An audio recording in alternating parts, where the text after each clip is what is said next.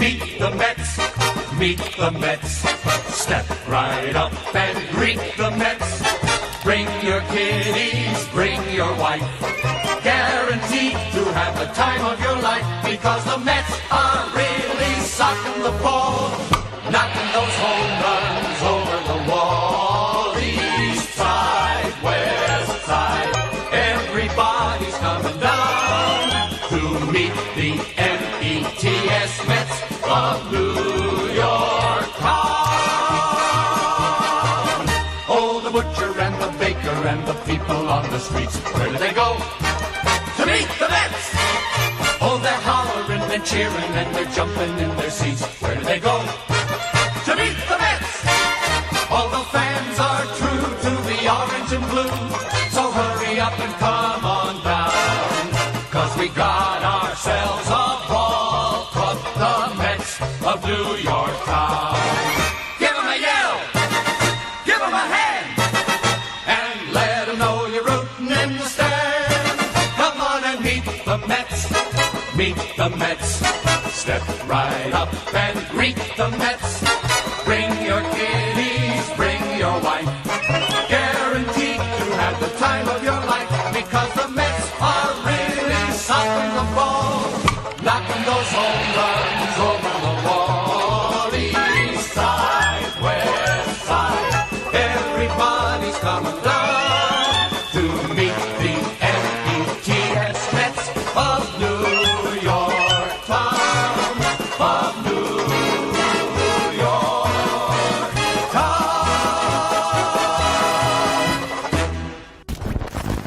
And we are live, Mets and overall baseball fans. Thank you guys so much for chiming in to the latest episode of all the latest news and rumors regarding the New York Mets here on WardyNYM. And tonight is an action-packed live stream.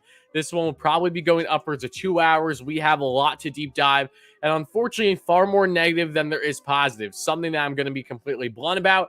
I'm going to share my raw emotions on what has transpired with the MLB and its lockout status, with the MLB officially on delay to start the season. We'll be doing a complete deep dive of that. We'll be looking at how exactly does it not just affect the MLB as a whole, but the Mets in particular going forward into the season, whenever that may start. How much of jeopardy is the season actually dealing with right now, and not given the fact that it isn't starting on time now, but when is it going to start? When is the next meeting going to be? And of course, so much on the Mets front. A bunch of hires happened over this past week that we'll be getting into. Important hires for the front office and some groundbreaking hires to be that too. And then we'll also be getting into, of course, New York Mets rumors regarding some guys like Freeman, Kikuchi, and some others. With my co-host today, that's going to be special guest from the Mets'd Up podcast, that being James Schiano. James has been on the channel before for a live stream like this a couple months ago, so we'll get him back in here probably around 40 minutes into the live stream. So really excited to have him in to hear his raw thoughts on everything that's transpired. And yeah, a lot of deep dive on the Mets front, but especially this one in particular is going to be very heavy on the lockout front and the delay of the season, because this is dramatic. This is something that's going to impact not just me, all you guys, all of us fans, everyone that's in the baseball industry and the world overall. This impacts everything. So there's a lot to unpack here. I know that you guys are probably tired of hearing some of it too, but it needs to be said. We need to share our thoughts. And of course, guys, whatever thoughts you have, make sure to share them in the live stream or in the comments if you're watching on replay. We'll be doing an extended Q&A towards the end of the live stream like we normally do too. But before we go any further, I'm going to shout out everyone that I first see here. I see Stony, Mama Worm, how's it going? Darren, a great friend and member on the channel. What's up, my man? Thank you so much for chiming in. I know it's late where you're at right now, so I appreciate it, especially Jack, great member on the channel. Dave, great friend and subscriber on the channel. Nick, Frank, Mets Nation, Ellie, how's it going? John, Matthew, great member on the channel. Matt, Al, and Sandy, great member. Christopher, Peb Mets, how's it going? Great support on the channel. Irv, Urena, Womadix, Matt, Tom, Kish, great member. Dave, thank you so much for the $2 donation. Really appreciate that. I'm so sick of this lockout. You and I both. Trust me. Trust me when I say that. That is an understatement at this point. All you guys, appreciate everyone first chiming in. Nathan, how's it going? Marte, Moonshot. We're going to be getting into a lot, like I said. So let's just dive right in, folks. A lot needs to be said here. Lindor fan, everyone else, if you're watching live on replay, thank you guys so much for the support. Really, really do appreciate it. But guys, so there is a lot to take in, a lot to deep dive here, and I'm beyond frustrated. Let me make that abundantly clear. You're going to see a frustrated look on my face for probably the majority of this live stream. And I do apologize for that. I'm not trying to be a Debbie Downer. I'm not trying to be negative, but it's really hard not to be negative right now after what looked like had some potential of being a historic day on a positive note in the baseball world, and yesterday ended up being the complete opposite and now has a terrible look in the history of baseball. And that, of course, started from 2 days ago. As we all know by now, we had an idea. Okay, maybe the lockout will be lifting soon. There was a lot of steam going on leading into the deadline. You had both sides, the MLB and the MLBPA, talking in discussions for right around 17 hours. They spent from 10 in the morning, like 2:30 in the morning the following day. They had 13 meetings going on back and forth, and it looked like that there was actually significant progress being had, and it looks like that we would even potentially see a deal that night. Well, we did not see a deal that night. And went on to the next day, and then everything fell flat on its face. And I know that there's some people that might be confused as to why exactly this happened. Well, I'm going to just share initially what exactly happened, and I'll share further thoughts with James, because I know James is going to share a lot of raw thoughts, him and Giraffe Neck Mark, as I see someone in the live stream is saying this right now too. They had a spaces on Twitter going on, which is basically just like a group chat, but they had everyone. They had players in it. They had so many different personalities in there regarding the lockout. So they normally do great with that stuff. So that's also why I wanted James to come in and share his further thoughts. But as we all thought, we thought there was a steam picking up. It looked that way. Then the following day, what became abundantly clear, and this is something where I'm sorry, but I'm going to be completely stubborn on one side because there are just so many reasons as to why this is a one-sided ordeal right now versus both sides. Yes, you can make the argument, well, the players are still part of this too, right? They're the ones not giving in. When you look at what the MLB has done this entire time, they went out of their way to try to make it look like it was a good PR the night before, that negotiations were going well, given the fact that they themselves implemented a hard deadline. That did not need to be the case. There was no need to put a hard deadline. But Rob Manfred and the owners decided to do that the same way that there was never a need to put a damn lockout in place. They could have been negotiating this entire time. The same reason why the MLB waited 40 days into the lockout to start negotiations. It's on their pace. They're doing all this for leverage. So they made it look like that, oh, things were picking up right for the following day, yesterday, March 1st, to be the case, to be this an entire PR stunt to make it look like that, yes, this is still the union's fault. We did everything in good faith. You know, we've suffered so much financially over the past 5 years, even though that the owners themselves over the past 5 years have had a net income, a positive of over $40 billion. But yes, let's talk about the financial issues that the MLB have faced so much because the pandemic happened over these 5 years, right? No, that is not the case. And again, we're going to be deep diving a lot of this, but point being is that there is a great quote that I would like to share with you guys, because as many of you have seen right now, many players have come out and have been beyond public about sharing their comments on the status of the lockout, right? You've had guys not just intertwined right now. The head of the MLBPA, led by, yes, Max Scherzer. Scherzer spent like literally the entire 17 hours 2 days ago just for there to nothing happen, unfortunately. And then you have a lot of other guys sharing voices, and Ross Stripling came out with some really fantastic words for the public here over the past day. So I want to share them with you right now. Ross Stripling, of course, is a pitcher for the Toronto Blue Jays. And just take a look at this, folks, in case you guys aren't aware. So Ross Stripling came out with this, yes, over the past day. I think it came out today, actually. As Monday turned into Tuesday and talks continued late into the night, some players got the impression owners were underestimating them. And I quote from Stripling, "It got to be like 12:30 in the morning, and the fine print of the CBT, which is basically the luxury tax, a proposal, was stuff we never had seen before," Stripling said. "They were trying to sneak things through us as if we were as if they thought we were some dumb baseball players and we were getting sleepy at midnight or something. It's like that stupid football quote. They are who we thought they were. They did exactly what we thought they would do. They pushed us to a deadline that they imposed, and then they tried to sneak some shit past us at the deadline, and we were ready for it. We've been ready for 5 years, and then they tried to flip it on us today, that being yesterday, in the PR, saying that we changed our tone and tried to make it look like it was our fault. That never happened. The MLBPA has been consistent this entire time with their approach, and both sides have come in a bit. They've reached agreement on plenty of things, and the things that still stick out right now are the core economic issues, and that is the problem. If this was something where the main issue right now was, say, playoff format or universal DH, the lockout would have been lifted already, but that isn't the case right now. It is finances.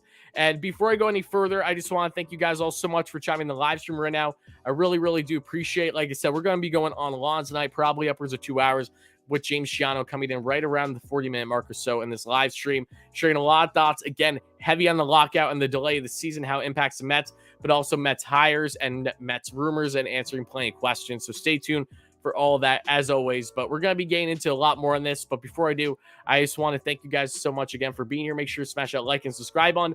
Help us get to 100 likes for the first short-term goal. Help us get 200 likes by the end of the stream. It's always appreciated. Help us get a 13K subs. We're right around 100 away, so always appreciate that. Penn Mets with a $30 donation. Thank you so much for that. Hard facts. Maybe there is over-expansion, and there are cities that will never be able to support a team in today's environment. MLBPA will never agree, but some teams may need to be removed. Product is watered down, in my opinion. I agree with you. Penn Mets, thank you so much for the donation. I really appreciate that. No, I agree with you wholeheartedly. The biggest issue, believe it or not, in these negotiations from the MLB side is the small market owners, the cheap owners, the owners that had the money, that are either upwards of a billionaire or multi-billion dollars net worth type people that aren't willing to spend for their own team. They pocket their own money. And now what they're trying to do is they're trying to make sure that they can continue to do just that through the CBT. So something that I would like to make clear about this entire process, what has been happening, is that this has been a complete PR stunt by the MLB. Full-fledged. There's no denying it whatsoever, especially what they did, the shit that they pulled the past night. They tried, again, from Stripling, as he said himself, to try to put stuff in fine print like they weren't going to realize what was happening. When you look at the CBT, what does the MLB want, luxury tax-wise, which will make the game better, and I agree. They want the threshold to be upwards at $238 million for this season, and then to increase $6 million each of the next 4 or 5 years.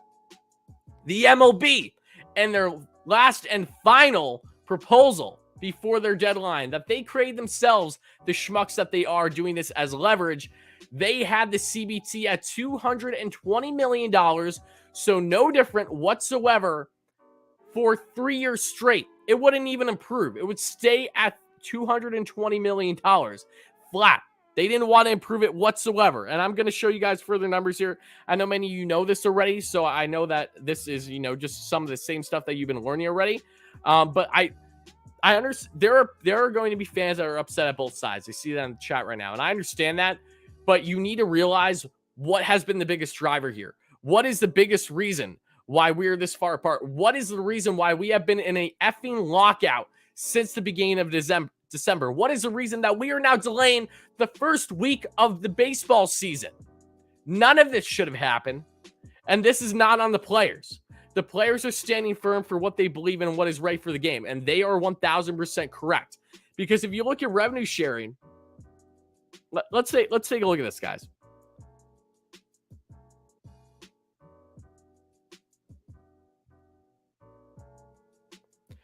This is from Spotrac. He tweeted this yesterday.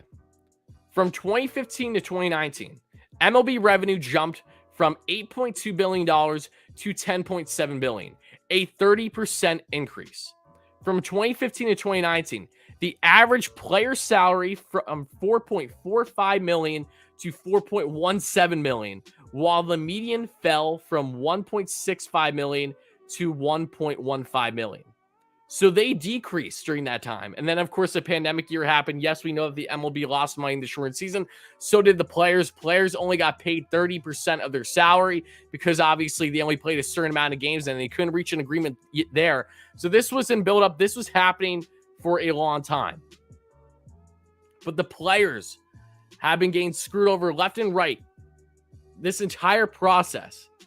And what they want is better for the game. What they want right now is to actually make teams more competitive, because the MLB, led by Rob Manfred, that schmuck that he is, who is smiling, the clown that he is, during his presser yesterday, as if he wasn't fazed whatsoever. The same guy that was practicing his golf swing in the final hours of their deadline negotiations. Yes, that same schmuck of a commissioner is who we're talking about. They implemented all this. None of this need to happen. This is something where they view the CBT to make the game better, right? They view it to make things more even-keeled, if you will. The CBT, as Max Scherzer famously said, and he's 1,000% right, is really more than anything, it is a soft salary cap. So by having the CBT flat and actually even declining versus increasing is not going to make the game better. And this is a complete target on specific owners like Steve Cohen because the MLB is afraid of billionaires that actually are willing to spend their money. Go figure. And for the arguments that say regarding small market teams, don't get me wrong, there are small market teams that ownership-wise don't really have the money to spend. There are a couple. I'm aware of that. But at the same time, every team is still able to spend more than what they have at this point. And look at the Cleveland Guardians. They have the 5th richest owner in all of baseball. And they have the 30th ranked payroll. How does that make any sense whatsoever? There's a complete lack of willingness from the majority of small market teams to actually spend. And this is something where it's not the fact of whether they can or not, it's that they choose not to. So because of that stubbornness, they want things to stay afloat that way. They don't want there to be a higher threshold because that means that there's going to be less of a penalty, of course, because you can continue to blow through. The threshold is higher. Teams are going to be more willing to go higher, and that's going to benefit players that hit the market too. So there's so many frustrating factors that go into this. And if you look at from the pace that the MLB has made money on, revenue-wise, made $10 billion in 2019. All the players union is trying to do CBT-wise is to have things increase on a similar pace. So for 2019, the players really should have gotten a threshold upwards of $300 million, but they didn't even get $200 million during that time. So they're still significantly apart on that issue. That is a massive gap between the two sides that they are not close on right now. As you see, players union, again, requested tax figures of $280 million, $244, $250, $256, and $263 throughout the contract span. MLB offered $220, $220, $220, $224, and $230 as a smack in the face. To go on a little bit further for you guys, just so you understand the context. They are actually decently close on some economic issues, that being the players' starting salary. The players' union, they want $725,000 for the starting salary. The MLB is at $700,000, so they're only $25K apart. That's not drastic. And the pre-arbitration, which is something that my assumption is going to probably land around the $50 million mark. The players' union, who originally asking for over $100 million, they have dropped it to $85 million. The league offered $30 million. So that's still a big gap, but nothing stands out more than the CBT. The CBT is what needs to get fixed. If this doesn't get fixed, then we're not going to get anywhere. And that's a frustrating thing because when you look at how the game is being impacted right now, and again, I do apologize, guys. Like I said, a large portion of today's live stream is going to be centered around everything that's transpired with these talks and the delay of the season, because I know that this isn't necessarily just Mets-centric, but it's the fact that this impacts the Mets, just like it impacts every other team. And it really impacts the Mets, especially with the type of owner that they have. But God forbid, the MLB actually has owners that, one, are billionaires, and two, are willing to spend the money. They did this with Steinbrenner back in the day. The same exact thing. This is reason why the the CBT was implemented in the first place, to have this threshold. It's to limit, and then it's to tax teams that are actually willing to spend, and it's to help benefit teams that are willing to spend, so that way they can continue to pocket their money.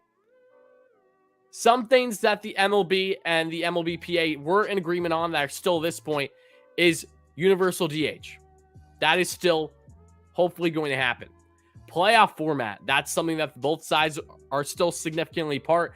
The MLB is demanding that we have 14 playoffs, team-wise, which is a joke. No one wants 14 playoff teams. I'm sorry. It's not good for the sport. And as Max Scherzer famously said yesterday in his presser with the MLBPA, they view it as a detriment because obviously it creates a lack of willingness competitive-wise. And I wholeheartedly agree. And I'm not just saying this because it's Max Scherzer. I'm saying this for whoever has that stance. I've never been in favor of expanding playoffs. But what the MLBPA is willing to do is at least to go to 12 teams, which I personally, I don't know about you guys, I don't love it, but I can deal with that. I can bite that bullet far more than I can 14 teams. When you have basically half the league in playoffs, why in God's name are you even going to play 162 games in a regular season to begin with? Because that means you're going to have teams below 500 making playoffs. Yes, I know you say that, oh, the best team in the end is still going to win. I get that, but it takes the competitive level away. And it also benefits teams that aren't willing to spend, that are going to automatically hurt the pockets of the players that are just trying to get fair pay over these years going forward. Yes, you have the multimillionaires. Yes, you have the Max Scherzers of the world. Yes, you have the top dogs in the league that get their pay. But that is just a teensy percent of what the majority of the MLB is. The amount of players that get manipulated with their service time, Chris Bryant being the most famous, great example, is atrocious. And it's something that the MLB, quite frankly, doesn't give a fuck about. And I apologize for the swearing, too. Again, you're going to see raw emotion from me today.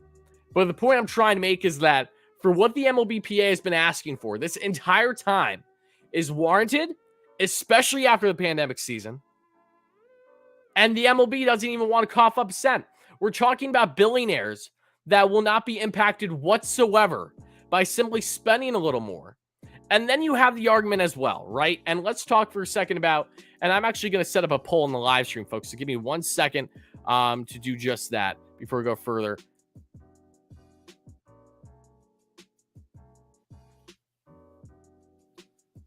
And guys, we're over halfway to 100 likes, so continue smashing that like and subscribe as always. Whoever becomes the 100th like in the stream will get a massive shout out as always. Let's set up a poll real quick.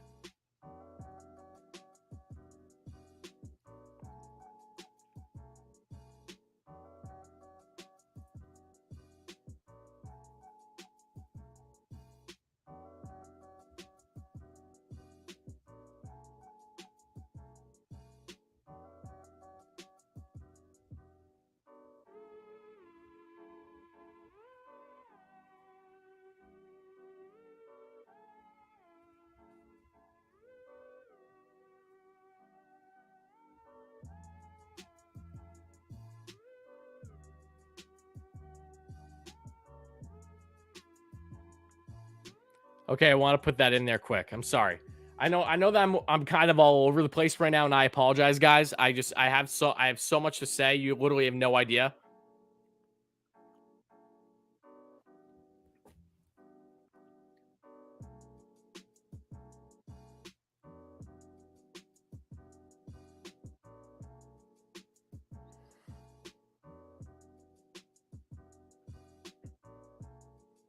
I'm sorry. I can't get over the fact that Manfred had the balls to not just smirk like he normally does on that presser, but to also say that the MLB has been impacted significantly financially over the past 5 years when they've made over $40 billion in the process. The players are the ones that have lost large sums of money, okay? And don't get me wrong, I understand that there's an argument that's, oh, it's millionaires versus billionaires, but not every player in the league is a millionaire by any stretch, okay? We're talking about the majority here of the 1,400 plus players who accrued a day of 2021 service time. 41% of those players earn less than $1 million. So the point that the MLBPA is trying to make this entire time is that they just want this to be balanced. They want there to be a proper increase because they have been drastically stunned for years now. And I can't be against them in that notion. And yes, I know that there's people that are always going to be saying that, oh, this is a greed tactic, this is this is that. But in order to make the game better is to make more teams competitive, right? To make more teams willing to spend. There's nothing that I feel for more personally, and I'm not sure you guys feel, but I feel for fans of smaller market teams so much, especially teams where their owners can spend, which is almost every single owner in the MLB can spend more than what they do. I can only imagine how livid Cleveland fans have been every single year, knowing how wealthy their owner is and how much he's not willing to spend. I can only imagine how Pittsburgh Pirates fans feel. I can only imagine how all these smaller market clubs feel. The Oakland A's, beautiful example. All of them have money willing to spend, but they choose not to do it. So the CBT and what the owners and what they're trying to unify and doing is those smaller market clubs are the detriment to everything right now. They're what's causing the problems. It's not that the teams themselves are the problem, it's the owners themselves. And it's not every owner in the league. Because again, there are owners that are willing to spend, that are not being stubborn here. And Steve Cohen is on the forefront. I feel pretty confident saying that. Cohen's probably looking at this right now, pissed the hell off at the fellow owners. Because all the owners, the vast majority don't like Steve Cohen because he came in, guns a-blazing, the richest owner in baseball, and he's actually spending his money because he cares about the team. Every other owner in the MLB doesn't give a rat's ass to the same degree for the most part. Every owner in the MLB does not prioritize baseball the way that they should. Steve Cohen, he's doing this for fun. This isn't his get. He's not doing it for a revenue aspect. He said that when he bought the Mets.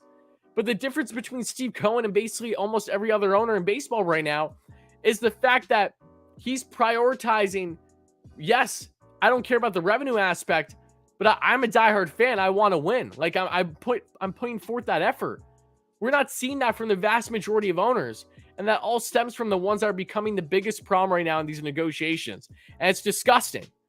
We are literally getting to a point where we're not just at risk of, we already lost a week of games. And that hurts the Mets a hell of a lot. We're at risk of not starting baseball until potentially the summer. It didn't seem like it was that bad originally. And don't get me wrong, all it takes is one great negotiation to change things. But the MLB PA has been preparing 5 years for this. They're standing firm, something that they have not done in previous years. They have not been able to do this. They're standing firm, and they're going to be hurt tremendously. They're not going to be getting paid at all as soon as they start missing games. And that's exactly what the MLB PA plan. And that's why Trevor May, that we talked about in our last live stream a week ago, holds true. He said again, he's been concerned that the MLB has a set number of games planned to miss. And when you think about April, most teams in the MLB do not make good revenue in the month of April, especially smaller market teams. So they are pretty much willing to miss the entire month of April, if need be, to make sure that they have a leverage advantage to get the players to cave at the end of the day.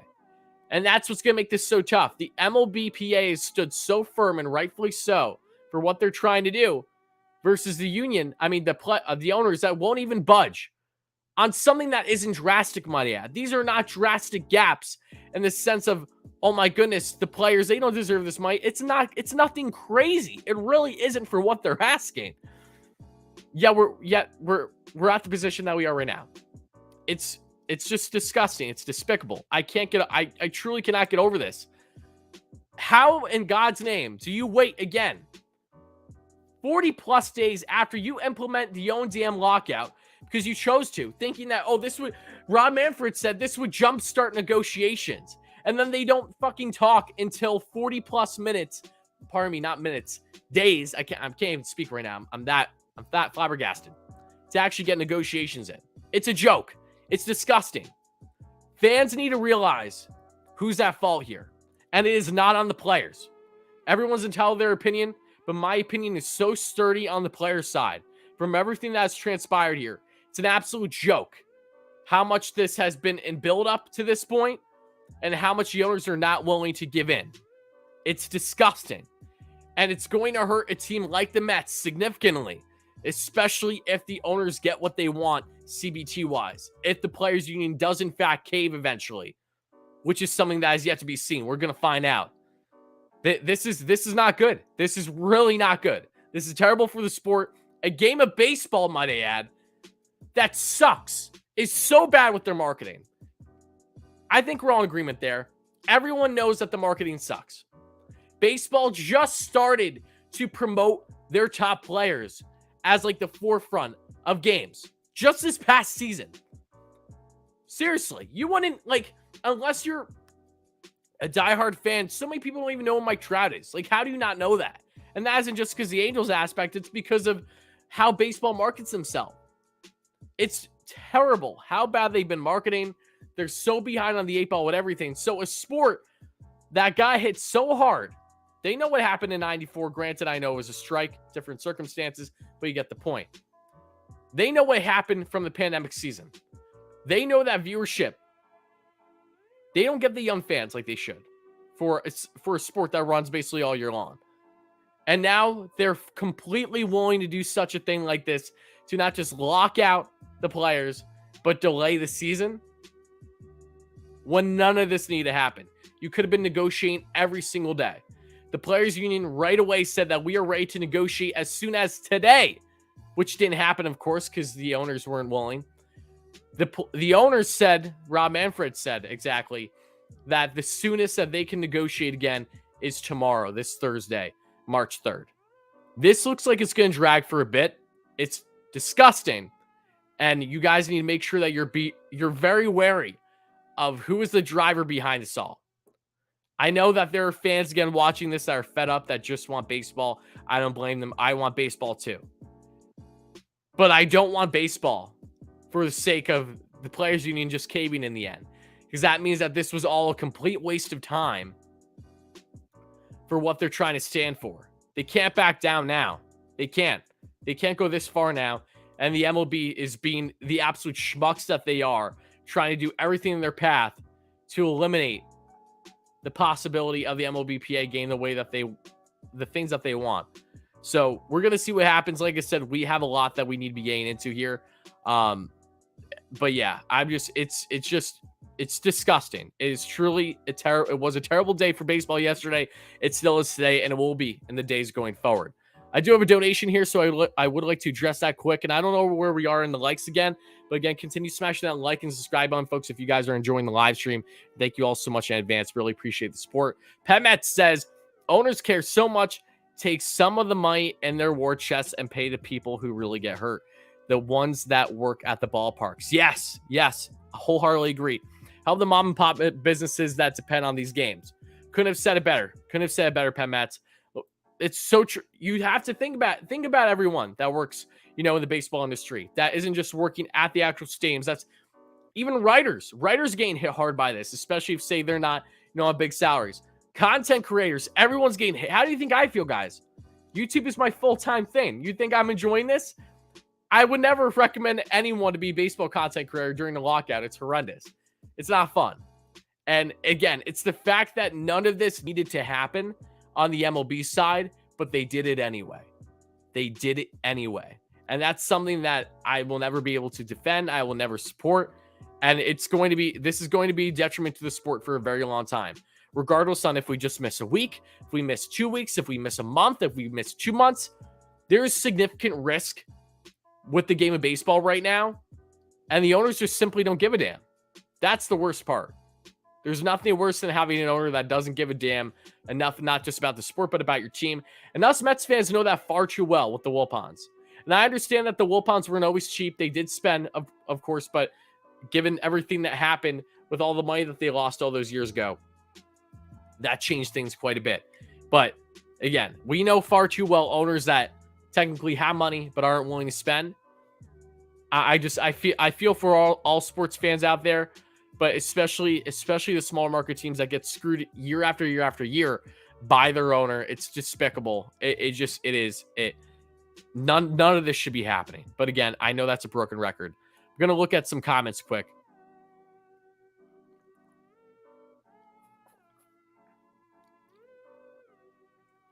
They need to get a mediator. I disagree on the mediator front. And the reason why is this last time the MLB had a mediator put in place, that's when the lockout of 94 happened. I don't think that that's going to benefit because the owners simply aren't listening to the players, okay? That's why they want to get a middleman, because they're not listening. Max Scherzer, it was reported actually that there were apparently people in the meetings that were taking him a little bit the wrong way because of how aggressive he was. So Mad Max, yes, the man on my mug right now, exactly the type of man that just look at the man's eyes, 2 different colored eyes, he's crazy. But all jokes aside, they can't handle the smoke. They really can't. And they also can't handle the fact that the MLBPA for once is finally standing their ground. They're making a statement. And as Trevor May for the Mets has been famously saying, this was all planned. It's been strategically planned for a long time for it to hit PR-wise the way it has. This was all set up perfectly. This was all a part of the plan, and it's just terrible. Kish, I honestly think the baseball season is about 40 games too long as is. A slightly shortened season kind of benefits the older than average Mets fan as well. Kish, really appreciate the donation. Thank you so much for that. Hype in the chat for Kish. To answer you, Kish, I love the 162 season. Don't get me wrong. I know it's a drag. I'm not someone that is against the season like being shortened like as a new rule, like by at least 20 games. I'm personally not against that, because I understand it's a drag, but at the same time, I am against it when it's being delayed for this reasoning.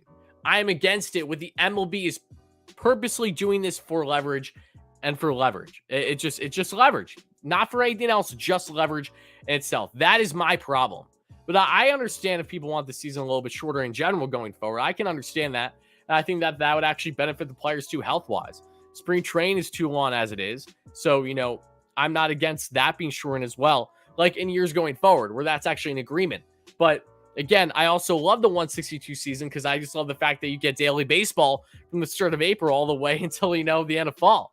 It's really fun. And I that's what makes the sport so special. There's no other sport out there, especially in the U.S. that's like this. It's truly tremendous how all year round it goes. They're just nonstop. And I enjoy I love waking up every day knowing that I have a baseball game I can watch. And I love knowing that even after I watched a brutal loss the night before, it's such short-term memory. I know that memory could be erased in literally 2 seconds as long as my Mets win the following day. So, I love the sport for its length. So I understand both sides of that. I really do.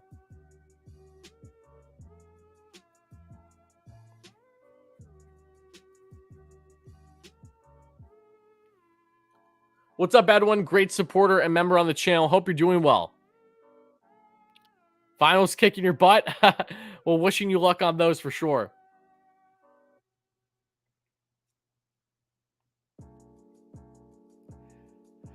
Let's talk about floor. That's a great thing. Okay, so we're going to touch on the floor quick here before I bring James in here, and then we're going to talk about further on how this impacts the Mets and their hires, and then the rumors, and then Q&A. Like I said, we got a lot to get into here. But there should be $100 million floor, says Nomad. Let's answer this because I actually had a discussion with a supporter on my channel earlier today on Twitter about this, and a floor on paper looks perfect. The MLB this offseason proposed a salary floor, but there's a catch, and that catch is so significant that it really eliminates the positives of a floor. And what it is that every team must spend at least $100 million, right? But any team that spends over $180 million is how all these teams are funded to spend at least $100 million. So it's cheap owners' ways of staying cheap by getting funded to spend money by other owners that are willing to spend. So you're telling me a billionaire owner who isn't even willing to spend $100 million on his own team, oh, now it's okay because other owners are gonna pay that for him? Get at it. That's an effing joke. It's so ridiculous. It changes nothing. It lets the owners that are not going to spend continue to pocket their money because you're literally spending money that you're getting from the taxation, the penalties, if you will, from the teams like the New York Mets, like the New York Yankees, like the others that are spending big. It's a joke. It's an absolute joke. And that's why, in theory, it would be great. And I'm all in favor of the floor if the owners are the ones that are spending, right? And they're the ones that are that they need to spend. Where the taxation impact, that isn't there, right? Where the owners have to spend a minimum of $100 million, but that money isn't coming from other owners. That's coming from themselves. That is something I'm in favor of. I'm not against that at all. But how the MLB went about it is their way of actually lowering the CBT even more. That is their goal. That is their goal, full-fledged. And that's why it's not going to happen.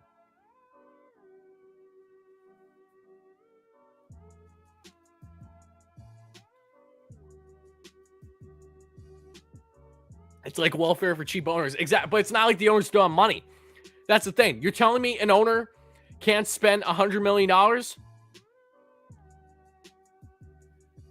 Like,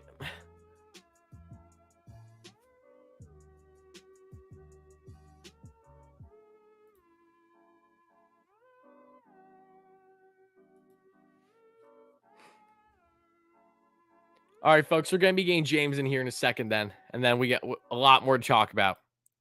Again, appreciate everyone being here. Hope you guys have been enjoying the stream.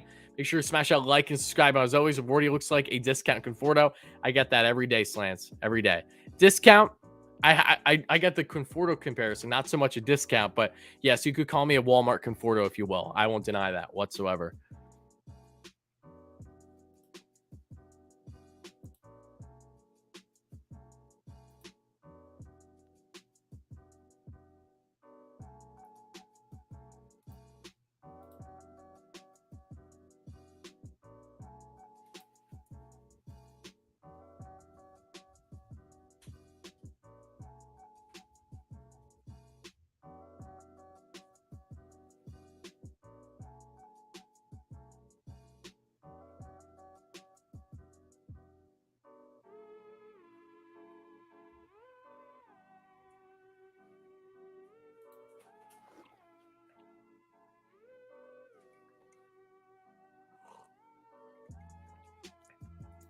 What's up, Charles? Hey, Wardy. I live in Manhattan, and I'll be going with friends to the negotiations when they happen. Don't worry, we'll make our opinions heard.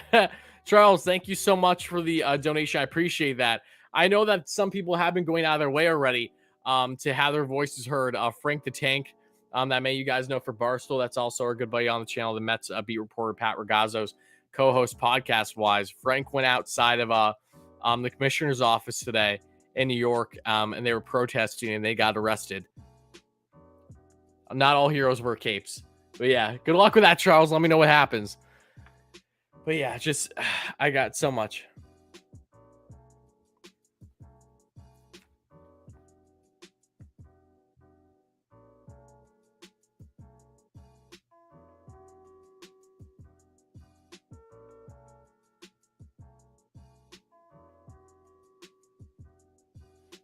Why be an owner if you can't spend what you want? Exactly. If you're not going to prioritize the team, why be an owner?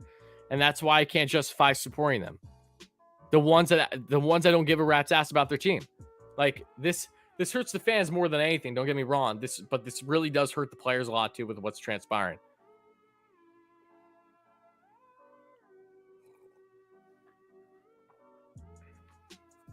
Can't root for these people anymore. They sicken me. I don't blame you. I don't blame you. MLB is actively losing fans doing what they're doing. And my concern at this point isn't nearly as much about just missing the week. We're at a pace where I don't see how we don't miss at least a month of games. At least. I hope I'm wrong. But again, it's just from everything that we're seeing right now, it's just we're going in that direction. And I think that this is far bigger than I think a lot of us fans that have been casuals to the situation, because naturally most fans aren't deep diving all this information to figure out why exactly are they so far apart on the CBT and stuff like that. Wouldn't have thought that it would be this bad, but it really is this bad.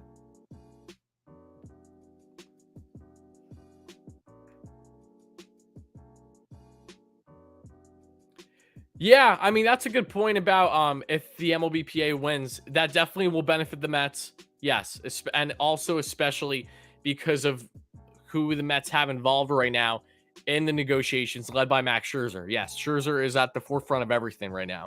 So yes, yeah, I agree with you on that one. What's up, Ann? When do I think the lockout's ending? I don't think. I honestly think at earliest it'll be mid-May. That is my unfortunate reality. I hope that's not the case. I really hope it ends earlier. But I think May, sometime in May right now, and that's ever changing. My thoughts will be ever changing with these negotiations.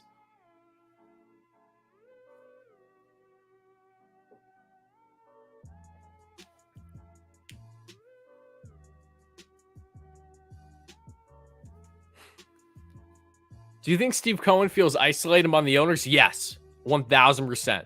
1,000%. I think he feels isolated with the owners, because a large majority, a good group of owners didn't want Cohen in the MLB, and it doesn't take a rocket scientist to figure out exactly who those owners were, especially the smaller market ones.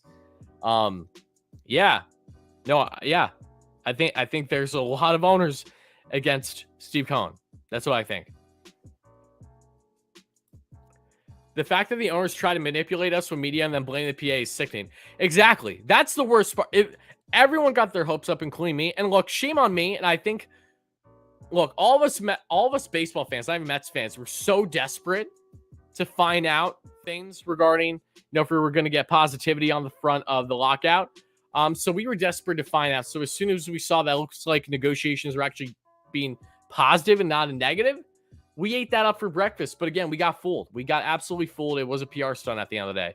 And again, it is sickening. You're 1000% right. Again, appreciate the donation, Charles. Really, really does mean a lot, guys. We're going to get James in here now. We're going to be deep diving a lot. So get ready for that.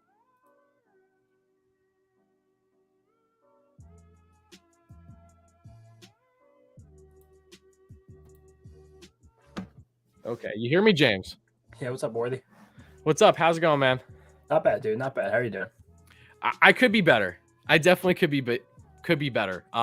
Yeah, I've been ranting for easily like the past 40 minutes. I haven't even gotten into a whole, deep dive on Mets stuff right now. But before I do anything, I just want to shout out James, guys. If you don't know who James Schiano is, he's been on the channel before, a great friend of mine and also co-host with Draft Deck Mark of the Mets'd Up podcast. Make sure to check it out. I'm sure you guys are going to be having a pod out real soon, sharing a lot of the same type of info that we're going to be getting into here.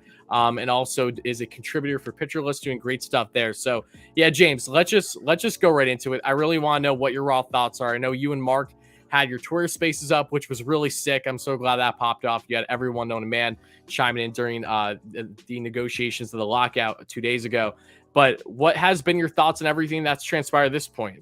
We've lost games now, which again shouldn't be much of a surprise, but how everything has went its way, especially with the whole PR stunt by the MLB to try to focus this as a negative on the MLB PA. I really just want to know everything about how you're feeling at the moment. I'm definitely sad, first and foremost, and kind of disappointed. Like, so much of my own, this is not the right way to lay it, but so much of my own emotional well-being is tied up into Major League Baseball, and just the own progress that personally, like, not to be like, be me, but the progress I've made, like talking and commenting, writing about baseball the last couple of years, things were going really well. Now we're getting games taken away. Momentum's going to be lost. Fans are going to be lost forever.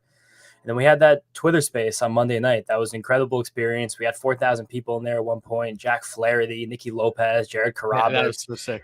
Joe Gallo, Jeremy Hefner, my guy. But then, like, I look back on it tonight, I feel like such an asshole just because we were wrong. Like, we ate the cheese that the owners were feeding us, and it was never as close as they made it believe. And we probably, which is sad, like, instilled a lot of confidence in so many people that could have really, at the end of the day, had a negative impact on the rhetoric that's now come out of this lockout. So for that, I feel pretty bad. I'm eating crow a little bit, and I'm kind of okay with it. But still fun that we did that. Just I really feel awful about the fallout of that space.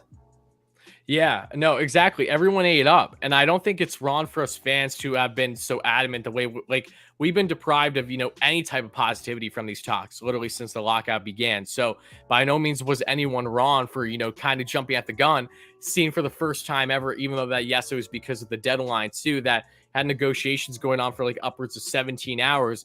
Upwards until like 2:30 in the morning. Yeah, it felt like a big deal, and it's like no one was wrong. It was the same way that we've been swindled as Mets fans with thinking that the Mets are going to land a certain player, and then it ends up not being the case. Like, we know, false information, false hope all too well. But yeah, it leaves a sour taste in my mouth. I feel terrible for everyone involved in the baseball industry, not just, of course, the players and the fans, but people like yourself too. Content creators, writers, people that do this as their living. Like, same thing with me. I'm a diehard fan, but because I'm a diehard fan, I've been able to make this really my daily thing. So we're all directly impacted by this, and it sucks. But talking about impact wise, now let's pivot to how this impacts the New York Mets, because I feel like, especially with depending on how long this is going to drag on for, this really could hurt the Mets a little bit more than some other teams, not just based on the guys that won't be able to participate, like the 40-man roster, but also, of course, just the fact that the Mets have Steve Cohen, and a good portion of the owners that are the drivers in these negotiations don't like Steve Cohen, and they're trying to do everything they possibly can. Same thing that they've done with Steinbrenner in the past to make sure that the Mets basically can't spend the way that they have now in the years going forward. So what's your take on that?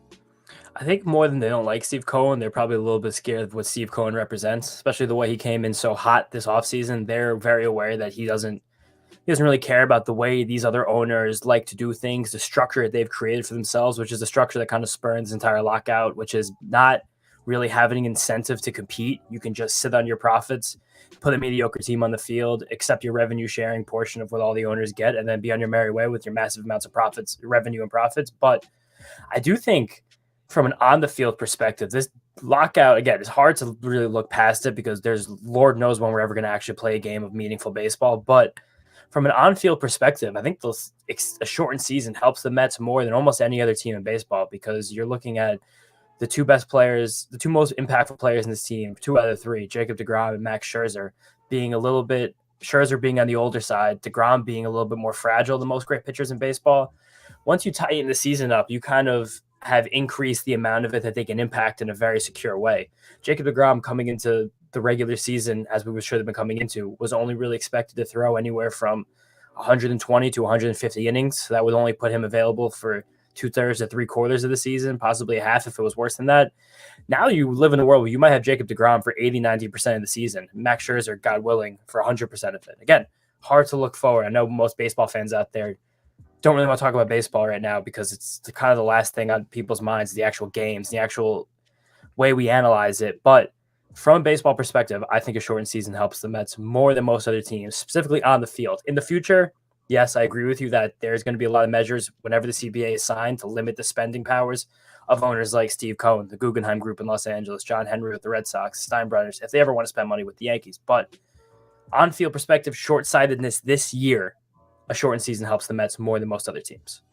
See, it's interesting you say that because I agree, like health-wise, of course, the biggest question marks going into the season, whenever it's going to happen, is Scherzer and deGrom. Because if the Mets don't have that two-headed monster, in the full swing of things, they have nothing for this rotation. Let's just be honest here. But I will say that while I agree with the health factor may benefit them, especially depending on when things are going to start up, I also see it as a negative for the sole reason that you still have the 2 best pitchers in baseball that you're losing time on watching, especially with deGrom's, prime over these past couple of years. Not just injuries, but the pandemic season, like everything.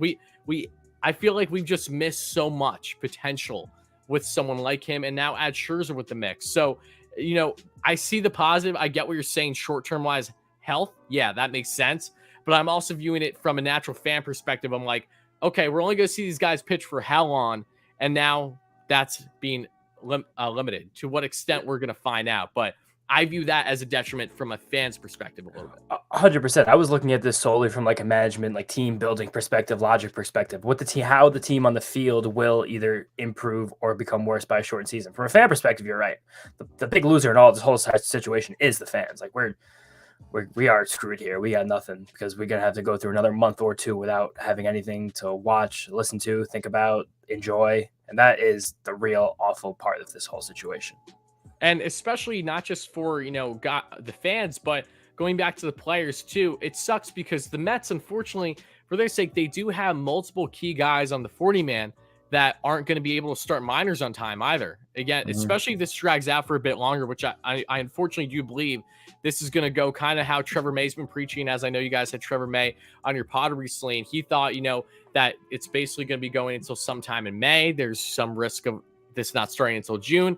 And if that's the case all that time, not just normal MLBers, but especially, going down the list, Mark Vientos, Ryan Mauricio, Khalil Lee, Nick Plummer, Jose Buto, Adam Oller, Thomas. I always pronounce his last name wrong. Can you say Sapuki? Sapuki. Okay. Sapuki. I always say Sapuki. It might be Sapuki, but I think it's Sapuki. I always butcher it, but Travis Blankenhorn, all those guys, a lot of them, especially Vientos, Mauricio, Lee being the top prospects for the Mets, to have them miss that crucial time when they could have been the minors, it's terrible. Everything about this situation is just, I could say a lot more things that I can't actually say on the stream right now that I have said like personally, but I'm disgusted. I really am. I just can't get over the fact that we've gotten to this point when, again, all of this could have been avoided. That is the biggest thing that bothers me personally. Definitely. Could have been avoided on many different levels at many different times, even in the game. And I do think from that list you just gave us, the guy who's going to be hurt the most is Ronnie Mauricio, because from that whole list of players, his development is the most behind those guys in terms of advancement and proximity to the major leagues. He's only on the 40-man roster because he was signed at such a young age, and there's no way you're going to leave Ronnie Mauricio open to the Rule 5 draft because he would be probably one of the best players, most high potential players ever taken in the Rule 5 draft. But I think that it is a shame. And those are the kind of players that get left behind because those are the types of players who've never enjoyed the fruits of a major league salary, even for a partial season worth of major league salary. And now they get to lose valuable time of development. And times of actually being on a 40-man roster and getting a little bit more money. Still not a major league salary in the minor leagues, but you're getting more money. And it really stinks for those guys. And they're kind of on the fringes of the league, and they're getting kind of forgotten about in terms of this entire negotiation and discussion.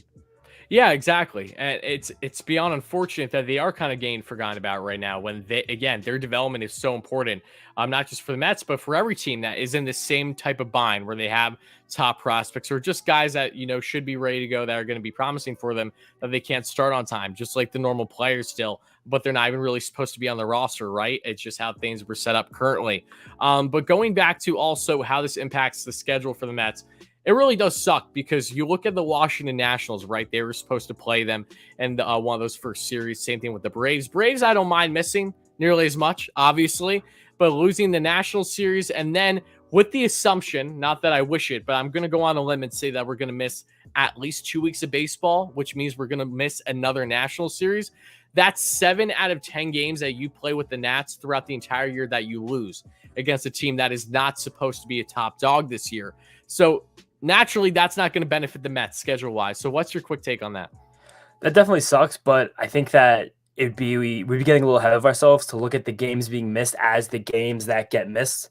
I think if we miss a certain amount of games here, they're going to redo the entire schedule similar to 2020, which would be a logistics nightmare for the people in baseball and also strange thing for us fans, some of us who have bought tickets for the season beforehand. It'd be strange. It's a massive can of worms that now also has to be taken in account to the CBA negotiations since games are being missed. That is going to add an entire new and different nuanced level to this negotiation that makes it all the much more complicated to actually get it done. Like something like player salaries. The players' union has already come out and said that they want to be paid for the lost time because they're being locked out from the league. And the league has already said they have no intention to do that. So there's just so many issues that are now being packed on top of each other because we're going to miss actual baseball games that it's hard. I mean, I feel like if we miss like 30 games here, let's say we miss the entire month, I think they have to reschedule to make us play the right divisional games because that would just make an unbalanced schedule. That wouldn't be fair to all the teams in the league, For a team like the Phillies who wouldn't have played the Nationals yet, they maybe played them once. For a team like the Mets who could have played them 2 or 3 times, like that creates an imbalance in what's supposed to be a completely balanced major league schedule. It's one of the beauties of the schedules in professional sports is you play your teams in your division a little more. You play all the teams in your league the same amount of times as everybody else, and it goes around in circles, all very fair. It would almost be grounds for a grievance if they screwed that up. Well, talk about fairness. That's the one thing that we haven't gone throughout this entire negotiation process. So like the MLB, as you said, they're not in favor at all of paying the players, for the missed time. Same thing that the players, of course, want to either reschedule those games or make them up somehow. And the MLB has famously said already they have no intentions to do so. So to your point, this again does open that can of worms furthermore than what it has this. And it's a terrible look because now we're concerning about, regardless on the games that we miss, say we do miss a month, say we miss more than that, to reschedule the season again, it's not impossible, but it's just such a bigger drag. Again, I'll go back to what I originally said and I'll say it again. None of this need to happen. None of this should have happened. But again, that's neither here nor there. I do want to address a couple donations in the chat quick, and then we'll go forward because got a lot to say on the. I wanted to break down a couple hires with the Mets quickly because I feel like that just completely brushed under the rug. I had that on my list. Yeah, exactly. No one's talking about that kind of stuff, given the fact that this has been the hot topic, and rightfully so. But Charles with a $5 donation says, I'm just curious from a player perspective here how a $263 million CBT threshold make for a more competitive league. I feel I've answered this already in the live stream, Charles. But James, what's your thoughts on this? I wouldn't say that alone makes it a more competitive league, but you have to think that theoretically that would make it a more competitive league because it would force some of the teams who spend less money to spend more to make their team more competitive. You know what I mean? Like that's kind of a backwards way to do it. And I've always thought that a potential salary floor like the NBA and NFL have in place would make things more competitive, but the owners wouldn't agree to that. And also the competitive tax threshold is really, it's kind of acted as a de facto salary cap. Again, just forcing the teams who spend less money to spend more is the way you make this league more competitive. That's been the problem with that's the entire problem with the system. That's the main problem in Major League Baseball right now, lack of competition. You look at the standings every single year. You look at rosters every single year, the way teams are constructed. You can clearly point out 8 to 12 teams and be like, that team isn't trying their hardest. Like last year, the Cincinnati Reds had a roster that was absolutely playoff capable, and they went into the season without a shortstop on their Major League roster.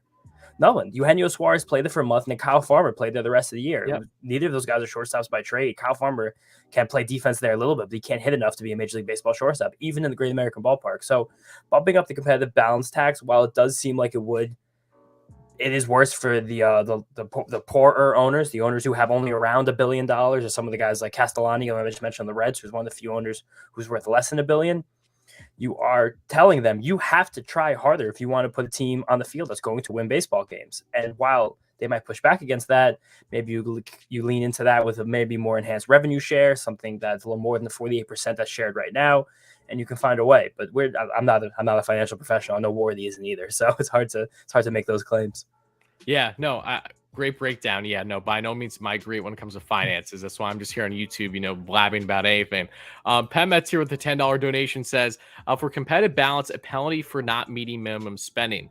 They get revenue sharing from big clubs, so spend it. Don't hit the minimum, lose draft picks. Yeah, no, again, I agree and appreciate the donation, Pat Metz. And to go back for a second regarding, the floor that you were talking about, I was saying this earlier in the live stream. I'll say it again.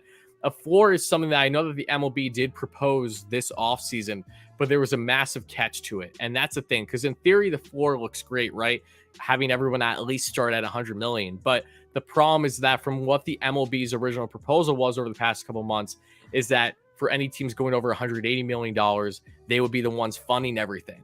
So instead, the owners, the cheap owners, where the vast majority of them can spend without a problem at least $100 million in payroll, are getting funded to spend that payroll by opposing owners, the ones that are actually spending money, which is the joke in it all. And that actually lowers the CBT too, because it doesn't get it to even to 220 level. They're really just at 180. That would be the max. So it would benefit the owners even more and would keep owners that are staying in smaller market the best of both worlds. They can continue to pocket what they want, and then what the further that they have to spend for the 100 million, they're getting that funded by opposing clubs. I'm in favor of the floor if opposing clubs aren't the ones actually being the contributors for it. Like if each owner has to spend, a minimum $100 million, or you're penalized. Like that's something that I back. I'm support.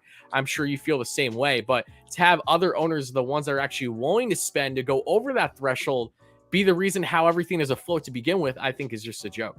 Definitely. And also, great point, PB Mets. Thank you for that. But I will push back on the fact that the penalty should be a loss of draft pick, because we've been dealing with a minor league baseball climate in the last few years where they've been cutting down the draft and cutting down the amount of minor league players in each system anyway. So I think that while you are theoretically punishing a club for not hitting a floor, if the penalty was a loss of draft pick, at the end of the day, you are still punishing young baseball players, because if 3 teams don't meet the floor and lose the draft pick, that's 3 less players drafted in a given year. That gives 3 people less of an opportunity to eventually become Major League Baseball players. So I do support a penalty if there was a floor for not meeting it, but I don't think it should be a loss of draft pick, because I think that is having an unintended consequence. That's fair. Yeah, no, I agree with that. So what would your type of penalty be then if it wasn't going to be draft picks? Any idea? It would have to be monetary. That's the only thing I could really think of. And also, again, I'm not a lawyer, not a labor lawyer. I don't know what that would do there. Don't quote me. No, that's fair. That's fair. Charles, again, another donation. Thank you so much for that. Really appreciate. Dave, great support, says MLB are liars like a certain KGB guy we all know. You're not wrong, Dave. Appreciate the donation and appreciate everyone. Oh, and Penmet's another donation. Thank you so much. He says to save 162 games of fans, schedule Sunday single admission double headers, 9 innings, not 7. That was a thing in the 70s and early 80s. Penmet's just throws out like all these great ideas. Like he really thinks about it every single time I live stream. And this one's interesting too. I appreciate that, Penmet's. What's your take on that, if anything, James? I think doubleheaders are fun, especially single admission for the fans. But you said a single admission doubleheader. That is killing revenue for the owners, and that's making certain players play 18 innings of baseball in a single day. So that I know it sounds great, and they did do it in the 70s and 80s, but I think baseball is a much different game then. That's almost something that the players and owners, some rare thing they would be able to universally say no to, which is kind of ironic.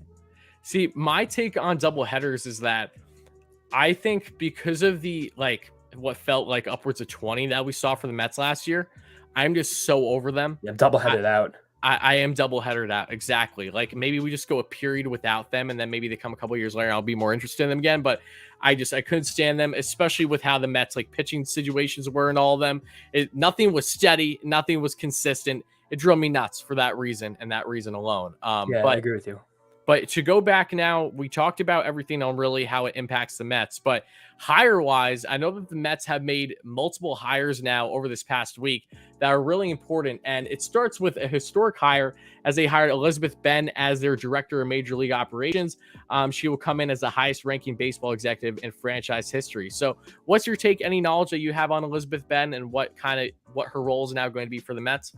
Yeah, dude, absolutely. So Elizabeth Benn, she comes from the Major League Baseball office. She had spent her last 5 years working there. She started out as an intern in youth programs 5 years ago, and last year she was the senior coordinator of baseball operations for the Major League office. So to go in 5 years from an internship that is not related to all the baseball operations to literally heading it is pretty unbelievable. And also, she is, like you said, the director of Major League Operations. That is one step below our trio of assistant GMs, Bryn Alderson, Ben Zausmer, and Ian Levin, in terms of the front office hierarchy. So that is, she gets the highest ranking woman in baseball operations in franchise history, but she's also one of the highest ranking women in baseball operations across all of Major League Baseball. So I think that is very meaningful and kind of shows you her talent. Also, I love when people working in front offices have strange backgrounds. She has a master's in philosophy from Columbia, which I think is incredible. And getting her master's from Columbia and working for the Major League office, she's very familiar with New York's landscape. So a nice girl who knows New York very well. She also coached high school and middle school softball in Harlem while she was at Columbia. So I think she's a slam dunk, and I'm really happy that the Mets have entered the 21st century and hired her along with another woman over the last week. Yeah, especially women that are going to be impactful. This isn't just for the sake of, just trying to, make the hire for the sake of a hire to really, make something groundbreaking. No, this is something that should have of great significance for the Mets. And I love it because diversity has been huge with what the Mets have done, not just from what I've seen with the coaching staff, or not just based on intellect, but they really just have a good balance of, old school, new school. And now we're getting that more and more with the front office. Everything that they've been doing, I've been in great favor of, and I'm really excited to see what she's going to bring for the Mets in the years going forward, especially given her resume to this point. But then if you look at more front office hires that the Mets have done, these are all from what Billy Epler did during his time with the Angels, right? So you got Jonathan Strangio, I probably said his name wrong, as Vice President of Baseball Operations, and Nate Horowitz as Senior Director of Player Personnel, Nick Spar as Director of Baseball Operations, and Steve Martone as Special Assistant. Tim Brand was the first to report on that. But it's good to see that Epler is kind of, he's further in charge here. And I think that this is kind of a little bit more of a telltale sign that Epler, yes, I know that we're going to see how he does this year, but for him to do all these hires makes me have this further understanding that I'd be a little surprised if he's not here, for more than just this upcoming season, right? Because that was the question going into this year. I would never say that as a Mets fan, because we've gone through 2 consecutive off seasons where someone was fired from a job before they even got to the regular season. Anyone in the Mets associated with the Mets can be fired at any given time for a reason that we don't even know anything about right now. So I'm not counting chickens there, but I do agree with you that Epler has been given an amount of power. It seems like that was more than it was expected, I think, when he was hired as like the 23rd choice to run this team. Yeah, and you did miss one hire there that actually broke down the Mets'd Up podcast earlier today. Gretchen Alcoin, who is going to be the first. Oh, yeah. I discussed her last week. That's why I'm not. Oh, okay. Sorry, her. That's why. Yeah, my bad. Yeah. I brought her up because her with Elizabeth Benn, the Mets had their first ever woman in the front office and their first ever woman on the field, which I thought was pretty meaningful. Yeah, no, it was. And especially when looking at these hires for the front office now, yes, I know they're Epler's guys, but especially with Strangio, he was originally the assistant GM with the Angels for Epler, which I think is great. And you have everyone else involved. You have Horowitz, who was involved with pro scouting director back in 2016. So any further takes on these hires, and did any of them really stand out to you personally, or are these just guys that you think, okay, they're coming from Epler because they have that familiarity? We'll see how they do with the Mets. Yeah, this could be just bad reporting by me, but I've truthfully grouped them all together, knowing that they were former Epler guys. I'm like, all right, some of Epler's guys, you hire your guys. That's part of the process of Major League Baseball. I'm just happy that we're getting more minds into the pot here. As many people that can offer insight as possible into a front office is meaningful, especially if their front office is ever allowed to make player transactions again. Yeah, no, I agreed. Again, we're going to see what they bring in the Mets. I think honestly, and I think the last time we talked about him, was when you were on the live stream last, which was like 2 months ago. But if there's someone in this front office that I'm just beyond excited for, it's Ben Zausmer. Oh yeah. And Ben Zausmer's Super Bowl is coming up, the Oscars. He's a exactly registered Oscar buff. we'll see if he nails it once again, because his analytics approach has really been something interesting regarding the Oscars. I did actually watch an interview with him because I've been trying to find anything with him on like any public comments regarding the Mets. Not much. I was scrolling through YouTube, I want to say over this past month, looking, like, you look up the tag New York Mets and you see everything that's posted, and like midnight I saw him do like an hour-long interview with this guy. Oh shoot. It had to do with the fact that he was Jewish, and with the group that I was with, and he was explaining, just how he came about, growing up as Jewish, but also, his impact on baseball, starting up with the Dodgers and everything, the Mets. So it was really nice to actually hear him share some input, because you won't find that at all on his Twitter. At least you would never think that this guy has potential to have like a significant impact in the Mets front office for years to come, if you look at his socials. Oh, definitely. He could be one of the fastest rising executives in all of sports if he can really realize his potential. The fact that he learned from Farhan Zaidi and Andrew Freeman in Los Angeles, and the fact that he's gotten this much power with the Mets so quickly, show that he's made a massive impact and he's potentially make a massive impact. We, to pull the curtain back, have been trying to get Ben on the Mets'd Up podcast for a few months now. It's a hard guy to wrangle. I'm hoping that after the Oscars close out here, maybe he has some more time on his hands. But he's an eccentric fellow, and he's kind of in that mold of the Ivy League super geniuses, for lack of a better term, who come from a love and a knowledge of baseball, but not a firm baseball background. So they can offer much different perspectives to baseball-related questions than some other people can. And it's funny you bring that up about Zosmer, because he of course has to get his priorities straight before he can think about going on Mets'd Up, right? But yeah, it's also cool how the Mets picked him up from the Dodgers, which of course naturally, when you think about guys from the Dodgers, you naturally think that, okay, this is going to be a good sign, hopefully, right, with the Mets trying to be the East Coast Dodgers. But also, with what in hand to a certain extent with his promotion this offseason, was the fact that the Phillies were interested in him. And this is the start of a lot of people, I think, in the front office that are going to be sought after by opposing clubs in the years going forward. The Phillies were trying to get him for the same position. The Mets said no, not to make that happen. Then shortly after that led to his promotion. Yeah, well, because in baseball, we learned this from trying to woo David Stearns away from the Brewers. You can interview someone for your team and hire them for a job that is technically considered a promotion compared to the role they currently have. So the Mets because the Phillies wanted to hire Zosmer to be their assistant general manager. The person they ended up hiring to be their assistant general manager, I think, was also like a 26-year-old or 29-year-old or something insane like that, another Ivy League wonderkid. But by making Ben Zosmer the team's current assistant general manager, it made any other team in baseball unable to interview or hire him for a fellow assistant role. He would have had to be interviewed as a team's general manager or president of operations, which I guess no one was ready to do that because of his relative youth and experience. But when you have talent like that in baseball, you have to promote guys immediately to risk them being taken away. Because Zosmer also is from Philadelphia. I think he probably is a Phillies fan. Like, that's where he grew up. So it was very good to keep him away from there. Oh, no, that makes sense. Because when I was listening to his interview, he would go to these Jewish camps in the Poconos every year when he was a kid. There you go. Exactly. You know that well. No, okay. Mets need to get this guy the tippy top in the front office ASAP. Make sure that he doesn't go anywhere. But okay, so now I know that we talked about so many negatives going on with this lockout, and I will say I am concerned in the sense of with how much this is going to drag on for. By time that we may actually have the ability to see moves happen, because I'm not going to lie, over the past like 2 days I've been preparing ridiculously, thinking that okay, the lockout is going to get lifted. What are some potential moves that are going to be had? So doing all this prep work, and who knows, it might not be for at least another month, right? At least you have it done. At least you have it done. I do have it done. Exactly. But the one thing I will say is that we did see at least some rumors over the past week, and they were interesting because 2 days prior to a report coming out, I did a video on Freddie Freeman, and this was strictly to talk about, do I think he's likely? No, but of course, Steve Cohen is that one owner where you could never say it's impossible to. And there is some belief that why it would make sense if you're going to potentially platoon Alonso at DH. And I also brought up, of course, Alonso's injury risk, which is significant at the first base position, from an article that I read recently, breaking down how he dives over 100 times versus Paul Goldschmidt at like 60 from the start of the 2019 season, and that he has a 59% chance of getting injured on the IL at any point this upcoming season. It's really interesting. So, but it's funny how it came out that video just talking about it, saying how, wow, it makes sense. Because even though that, yes, this isn't something the Mets should prioritize, because they have Pete Alonso at first base, right? And they have a surplus of DH options.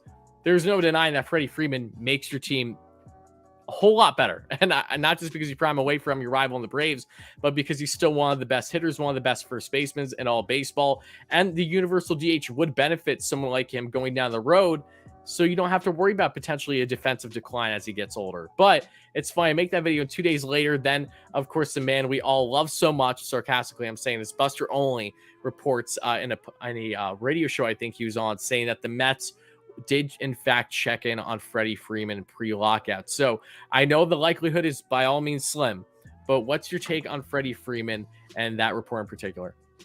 I mean, I've told you this privately and publicly. I think I mentioned it in the space that if I were Freddie Freeman's agent and I wanted to get him more money, I would drop a rumor that the Mets were interested and try and say, hey, right. Yep. your division rival, the person who is probably the best or second best team in your division that you've won for the past couple of years, is interested in your franchise cornerstone and best player, even though it might not be true. Because I think there's probably less than a 1% chance that Freddie Freeman signs with the Mets, less than a 0.5% chance. I think that there's another team that plays in New York that's significantly more likely to sign Freddie Freeman than the New York Mets. But also, I kind of want to bring up that Pete Alonso article because I thought that was fascinating from a Sports Info Solution, Mark Simon. And it basically said that players on defense are more likely to be injured based on how often they dive, because diving is like an unfamiliar motion for the human body. So there's a lot of chance for things to go wrong when you do it.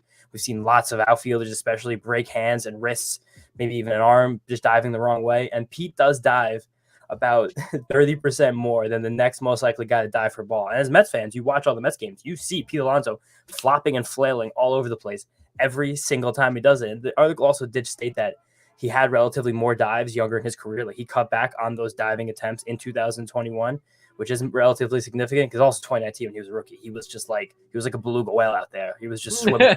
he was swimming across the infield. But it is interesting to think about that a player like Pete will have a greater likelihood to get injured because of how much time he spends on the ground. The same thing can be true of a guy like Byron Buxton in Minnesota. Like he plays with such reckless abandonment that he's just more likely to get injured. And I remember a Fangraphs article from 2 or 3 years ago. I forgot who wrote it, but it was about Bryce Harper preparing for free agency in his contract year. And it basically took like an amalgamation of a lot of his clips in the outfield showing that he was legitimately trying less hard on defense. And it was like both proven by his defensive metrics and his diving attempts and just by video proof that he was working a little less hard to get to those 50-50 balls, or even those 20-80 balls, you could call them 25-75 balls, because he was like, I need to stay healthy. I gotta make some money here. And I think that someone should get in Pete Alonso's ear and tell him probably the same thing. But yeah, this was a question about Freeman. Freddie Freeman would transform any team. He's one of the best hitters in baseball, MVP 2020. I see it so unlikely that the Mets dole out the amount of money he's going to want for him. You're looking at probably 6 years, $30 million per at worst. That's the baseline of what you're going to have to pay him. It seems impossible from my perspective. Yeah, I do agree that, of course, it's beyond unlikely. And of course, what's going to matter quite a bit. Maybe not so much this season, because it's clear that Steve Cohen, he's going all in this offseason. So if he's going to continue to push that, by all means, he will. He's not going to stop. But how the agreement on, what the CBT is going to look like will have at least some level of degree with how the Mets operate post-lockout. But Freeman is someone, again, is he a priority? Hell, no, of course he's not. He's someone that is a luxury if you can land a talent like his, not just because of the fact that he's best buds with Jacob deGrom. It'd be so nice to actually see this guy on our side for a change, but also because I do love the idea of having that versatility between him and Pete, because Pete Alonso, I know that he wants to be the Mets everyday first baseman, and he has deserved that right, full-fledged. Can't denounce that whatsoever. He improved drastically this past year defensively for the Mets, but and offensively. Yes. But he is someone that really profiles best as a DH. When I look at Pete Alonso, I look at that villain that you see in a typical baseball movie, like Major League or something. Like he has that exact look as a DH that's just going to hit you upwards, 40 to 50 bombs a season. And that's going to give him longevity in his career, which I fully expect him to be a DH, down the line in his career if it's not going to happen sooner this year. So if you can add someone like Freeman, yes, that may cause the Mets to not add on maybe getting more outfield help with what they initially thought, or maybe not going in much of another area, maybe not doing anything else in the infield. But still, I do think that Freddie Freeman, an acquisition like his, would outweigh what you're potentially losing versatility wise by going after other guys, how you want to allocate that money. So I completely understand why it's unlikelihood. Don't get me wrong. But if there's any hope whatsoever of it potentially happening, I'm always going to be supporting that. So while Buster Olney is probably one of the last reporters I will ever trust, he's like that Andy Martino level for me.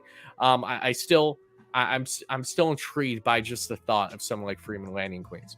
Dude, it's funny. You mentioned Major League, but Pete Alonso looks exactly like the antagonist in Little Big League. If you've ever seen Little Big League, when the kid breaks his arm, he throws 100 miles an hour. He looks like that big slugger from the Mets, because the Mets were actually the team that they were playing against. And then, what was the kid's name? Luke something? I can't remember his name. It's gonna kill me. But what are we getting at here? I do agree with you that there is something that could make Pete Alonso more DH-ish. You look at his just his frame and his body structure. Doesn't look like someone who's going to age necessarily gracefully. He's not exactly the most in shape guy. We've seen his shirt get torn off after walk-off hits. But if you look back at 2020, he did perform worse at the plate when he was DHing compared to on the field. And of course, Dom Smith did the inverse, did that as well. So it's kind of hard to live in a world where they both exist. But I do think Pete is one of those guys where his mentals are so much more important to the way he plays than anything else, because we know he has all the physical tools and talent that any baseball player could possibly ever want or have. But it does seem like he almost gets in his own head a little bit when he's DHing, because he has that nervous energy. He's kind of just like, I don't know. He's in our generation, probably has ADHD like everybody else. So he just gets bored right there. He loses his focus and he can't do it anymore. So it's weird. It's like a double-edged sword. It's something that we're probably not going to have to face at this point in our Mets fandom, but potentially some point soon. I mean, that is an interesting thought on how he would adjust potentially. Let's say not even halftime, just full time. Let's say halftime, for instance. He's playing every other game there. I'm thinking about Giancarlo Stanton last season, because I know that was a big thing with the Yankees, where the struggles that he had at the DH position, and he really felt he was most comfortable. He's a natural outfielder. He's always felt most comfortable in that spot, and it has helped him as a hitter too. I wonder if that type of same mindset would be apparent with someone like Pete, who again wants to be active. Maybe he's not going to be your best first baseman, but by God, is not going to be for a lack of effort, right? He's going to do everything in his power to make sure he can improve his game there and be at least solid at the position. So it's his competitiveness, it's his willingness to do all he can to make sure that he's playing pretty good first base. And yeah, I agree. It is interesting how a hitter can be affected by a lack of defense that they would be doing, but especially if they were brought up a certain way, it can have some type of repercussion. Yeah, it's just like a lack of activity. Some guys are perfectly made for that DH spot. They know what they're doing. They know how to, adjust their focus levels to be ready to go when they have to go, and then to just be able to sit down and relax when it's not. That's a certain kind of personality. I just don't think Pete Alonso has that personality. He doesn't seem like the kind of guy who can sit still. I've never seen him ever be someone who even looks like he's inclined to sit still. So we'll see what happens there. And Giancarlo Stanton too, he's such more of an obvious injury risk than Pete Alonso, especially the outfield compared to first base. Giancarlo Stanton can take 3 wrong steps and pull his quad. He's just that chisel jacked up of a dude. Pete's got different kinds of muscles than Giancarlo Stanton. They're functional muscles. They're not show muscles. These aren't muscles that are going to make me want to bench press Adriana Lima in a music video. This is these are muscles I'm gonna hit the ball out of the ballpark. That's the big difference between Pete Alonso and Giancarlo Stanton. They aren't show muscles. I love that line. That's perfect. Orphanage Builder DeGrom says Angry Cohen might sign Freeman, Soto, and Correa. I mean, who knows? Look at what he's done after Steven Matz, that situation. It's not our money. Not our money. Exactly. That's a big look. I understand that it's always going to rub fans the wrong way when you're thinking about guys with such, high payrolls. I get that. I completely understand.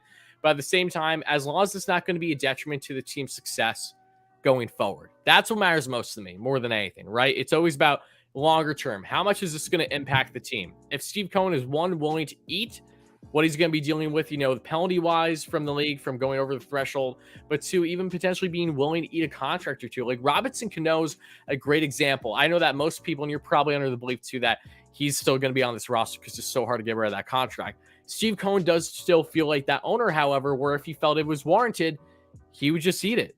He'll just let it go. I don't think that's going to phase him nearly as much as it would with opposing owners, not just based on his wealth, but just based on his willingness to try to make this team as good as possible over these next 3-4 years. I agree with that sentiment, but if you heard Starling Marte talk about why he wanted to sign with the Mets, he did label Robinson Cano as a big reason he wanted to be a part of this team. So it seems like while the fans have completely turned to Robinson Cano, and rightfully so, he's a cheater and it was just a bad trade. But Robinson Cano did not get asked to be traded for Jared Kelenic. It's just something that happened. He had nothing to do with it. But I do think that players around baseball, especially some of the players in the Mets, still definitely have a certain level of respect for Robinson Cano that cannot be overlooked. I mean, Marte's a fellow PED user. It's true too. Like, It's a good point. We're gonna push that aside a little bit. I know, just to fit the narrative with Cano. But yeah, no, I get that, and I know that again, Cano's probably someone that's gonna be around. To what extent we're gonna find out? There's just so many what ifs. Again, I feel like it sucks. I know that I'm repeating myself and talking about a lot of the same things over and over again, just like with different people when I do these type of live streams and stuff. But it's just a damn shame. It feels like I shouldn't have to keep talking about these things anymore. It's such unprecedented times that we're in right now. There, I'll drop a crazy point for people who probably haven't heard this much on a live stream. With the CBA expiring and not being active right now, and the players knowing it probably won't be active for much longer, there's no testing for performance-enhancing drugs.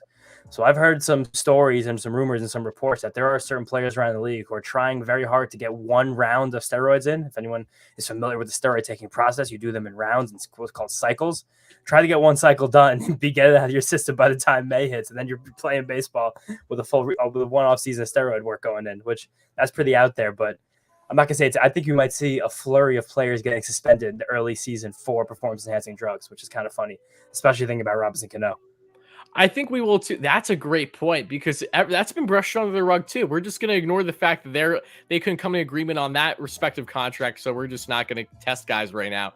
It shows you how much the MLB is actually prioritizing that versus just, how it's going to look, face value PR wise. So I'm curious how one cycle would actually impact a player, however, because naturally when you do steroids, how it works is you continuously do steroids, because when you stop doing steroids, the muscle growth naturally goes away. Even when you're working out, it's not the same. So I don't understand that. Thankfully, I don't understand that. Something I'll have to look up, but that's interesting. See, everyone tuning in here, you probably didn't think you were going to hear steroid talk from two guys who combined don't even tip 100 or 300 pounds on the scale. Exactly. But that's us. Hey, but maybe talk to a strength coach out there. See what one cycle of steroids can do for your ability to build mass. I am determined to figure this out for next time we have a discussion. That way we can see exactly if this makes sense or not. But staying on the topic of rumors, the Freeman rumor wasn't the only thing we saw this past week. We did see, again, this kind of reaffirmed what I initially expected, and I think you did too. And I know that you're probably, if not the highest, and definitely one of the highest advocates for this pitcher, that being in Yusei Kikuchi. Michael Marino, who's an MLB writer, who does a great job, and also Pat Ragazzo, who's a great support on the channel. Michael's a great friend too. Reported that it looks like the Mets will be heavily pursuing Yusei Kikuchi post-lockout. They, of course, showed a good level of interest in him pre-lockout. I know we talked about him extensively, but what's your further thoughts on him?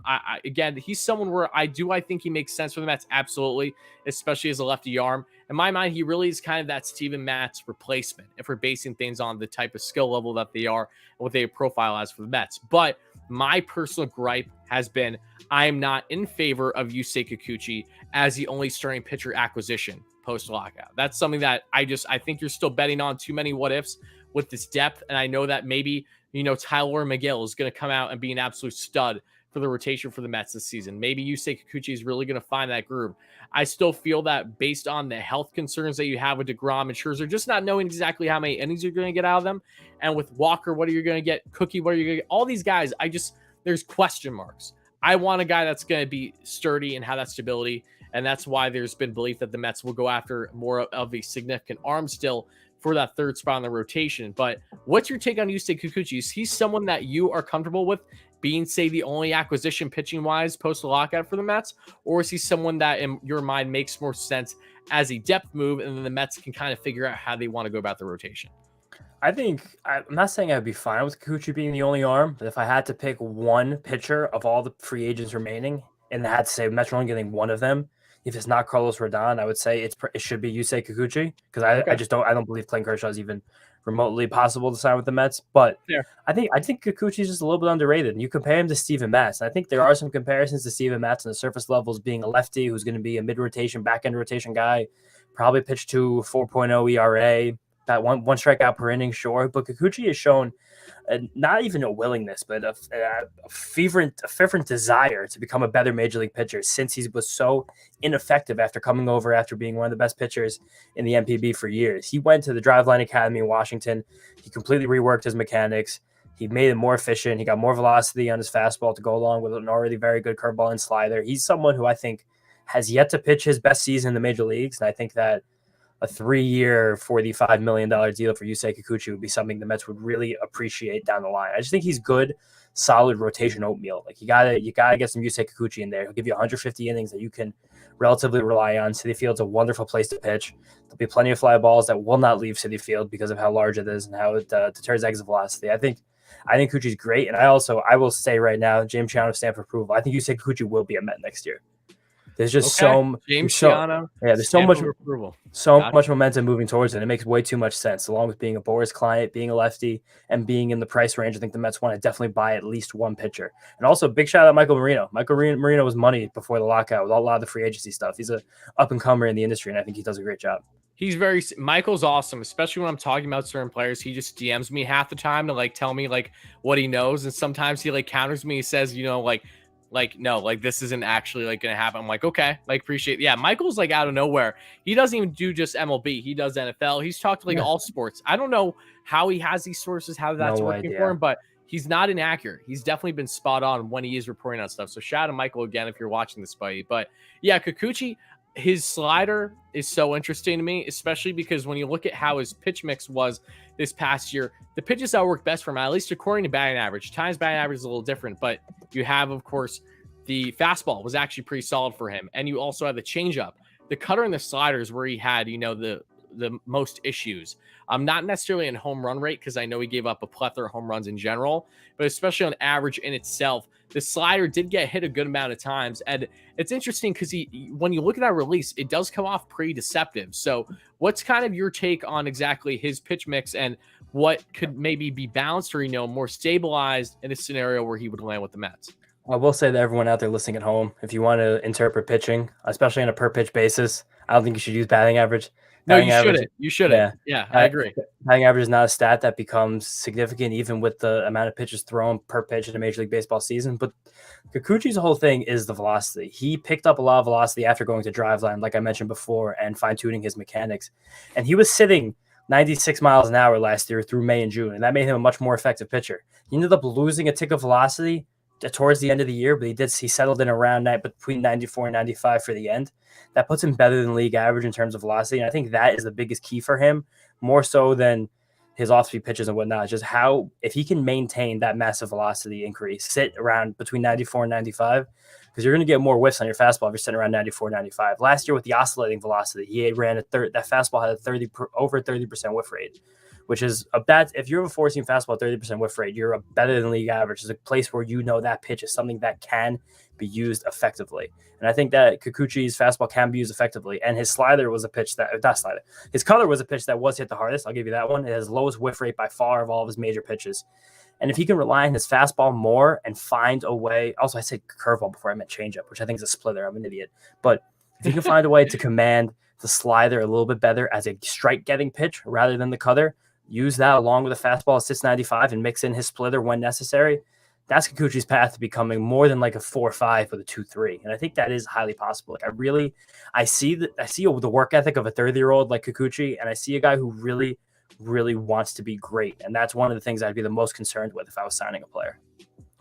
That's fair. And I love the fact that he did approach driveline. I wasn't aware of that until you originally told me that a couple months ago. So it is curious to see exactly how much, effort he's putting in and how much of an impact that'll make on a separate club, whether he lands with the Mets or somewhere else. Is he going to be able to get over the hump of what he's dealt with so far at the MLB level, right? Because, of course, there's definitely luck that goes into things when you look at the advanced numbers, yes. But all in all, he definitely, for his sake, would like to have had better success than what he had all-star first half this past year than a Jekyll and Hyde season with the Taiwan Walker type second half. Both struggled with the home run ball too. So it's interesting how they had those similarities respectively. But what's interesting too about someone like Kikuchi is not just his ability to potentially be a depth guy, but the type of contract that the Mets will land him on. Because you said you were in favor of like 3 years. And I remember John Heyman reporting how there were teams willing to go 3 years pre-lockout in discussions with Kikuchi. Now, I do wonder if the Mets were one of those teams, because if the Mets were willing to do 3 years with Steven Matz,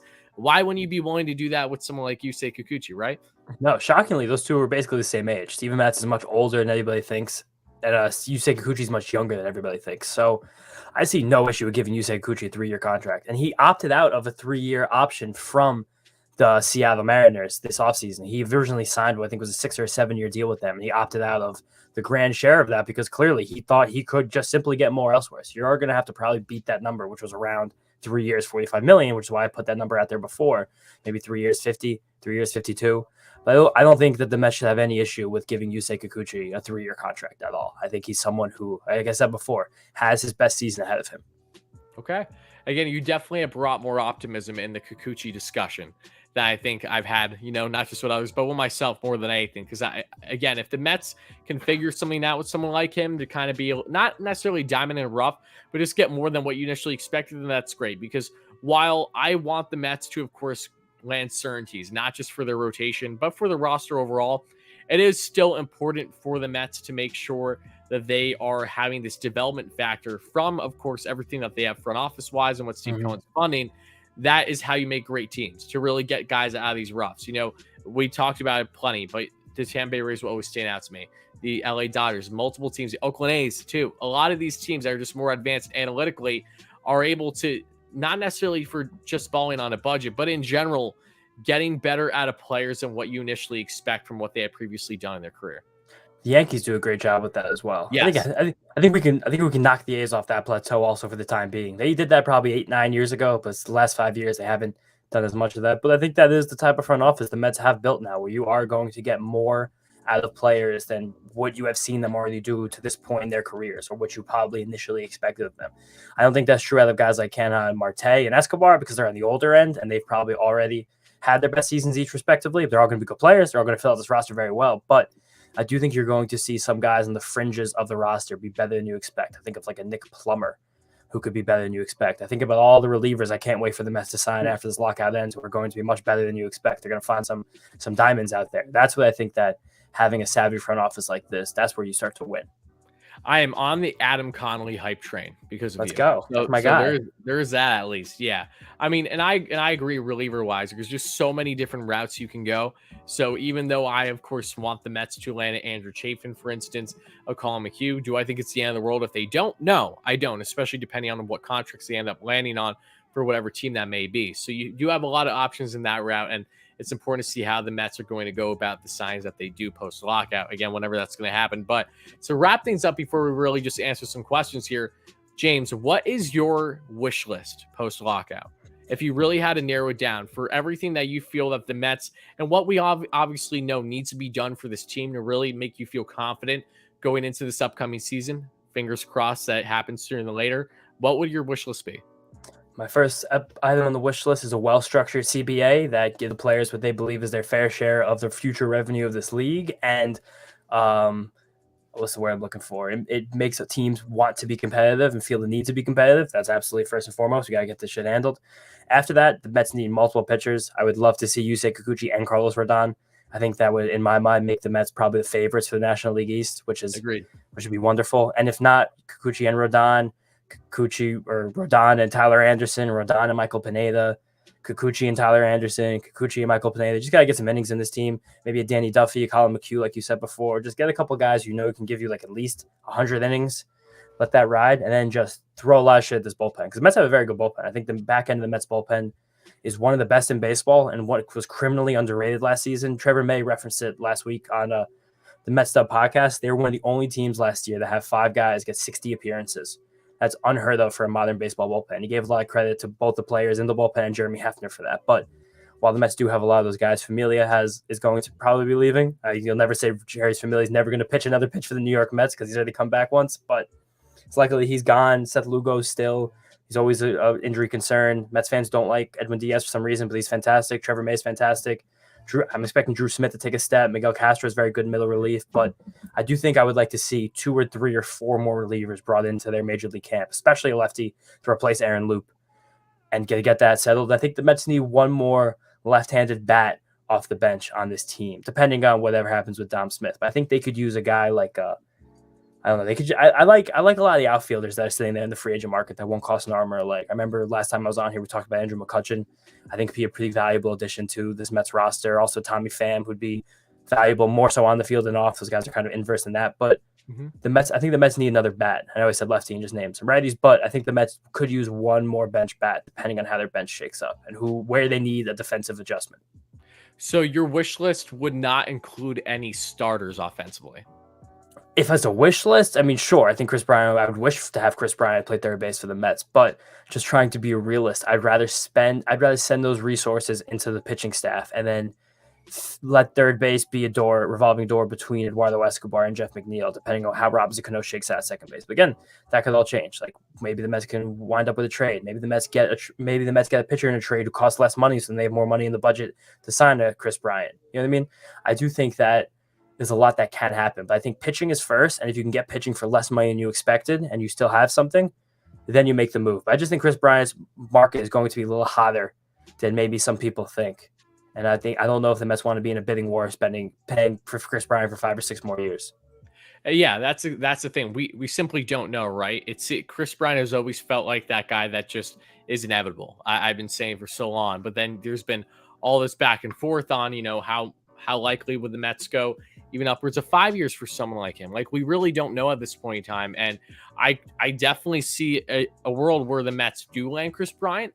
And I definitely see a world where the Mets don't land Chris Bryant, where he goes to the Phillies on like upwards of a 7-year deal because Phillies are desperate. They get Bryce Harper's buddy from Vegas, or maybe he goes to Seattle. Like there's a lot of different, and that doesn't just go for KB. That basically goes for Toronto. Toronto, yeah, Toronto's a really interesting.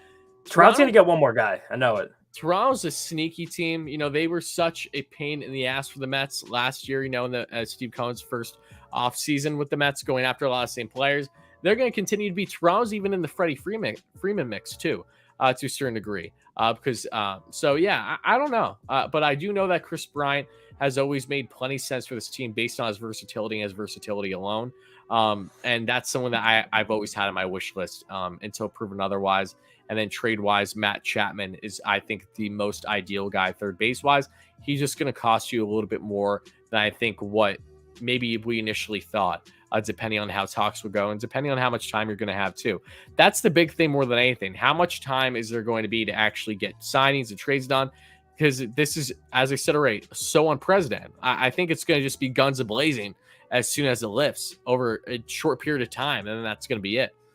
I do think that we're comfortable with the fact that there is going to be a firm between 3 and 4 week window, because that's literally how much time these players are going to need for what's going to be an abbreviated spring training. So we can at least hang our hats on the fact that there's going to be 3 weeks still worth of off-season content that's just in the refrigerator right now. They're going to be able to pull out whenever it happens, but there are going to be 3 solid weeks where things are going to happen. I think whenever this does get lifted, and we're going to be hopefully in the next couple of weeks, hopefully the players hopefully the players and the owners have a very productive meeting tomorrow when they can first meet and get things squared away, get a deal done within 7 days. We can get to spring training. Seasons only starts 2 weeks late. Sure, whatever. Be hopeful there. But you're going to see a flurry of moves the second it happens. Once we get outside 24 hours from an agreement being reached, you're going to see this guy signed, that guy signed, trade talks, rumors, this and that. Within 2 weeks, you're going to see most of the dust settled.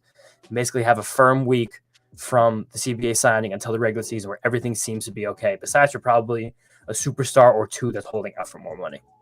Yeah, no, agreed with you. And hopefully the meeting goes well tomorrow. There isn't anything set on time or anything like that, right? They just said that was the next time they could meet. There was no other details being given. Could meet, yeah. Whether they will or not, that's gonna be interesting. Yeah, we'll see. We'll see how that goes. Again, depending on when you're watching this, if you guys are watching replay, then you probably already know by now what transpired. So, again, we'll see. But let's dive into some questions now. Before we go further, just thank you so much again, everyone that's been chiming in, whether you're watching live or on replay. Really appreciate it. Again, a lot of raw thoughts, especially if you watch like the first 40 minutes of me just ranting. I apologize. I'm an emotional fan that is bothered by the fact that we're in this lockout situation when all of it could have been avoided. So my apologies, but appreciate the support. Make sure to smash that like and subscribe on. Help us get 200 likes by the end of the stream. And also make sure to check out James on Twitter at Jeter Had No Range. And also make sure to check him out. I think that's the Mets podcast with Giraffe Neck Mark. But no, Mets'd Up. Oh, pardon me. Nice what try. Did I say? That's so. I'm not even going to say it. Okay. I'm joking. That's our Mets podcast. I was joking. Oh my goodness. I'm sorry. I had you confusion. guys on a loop.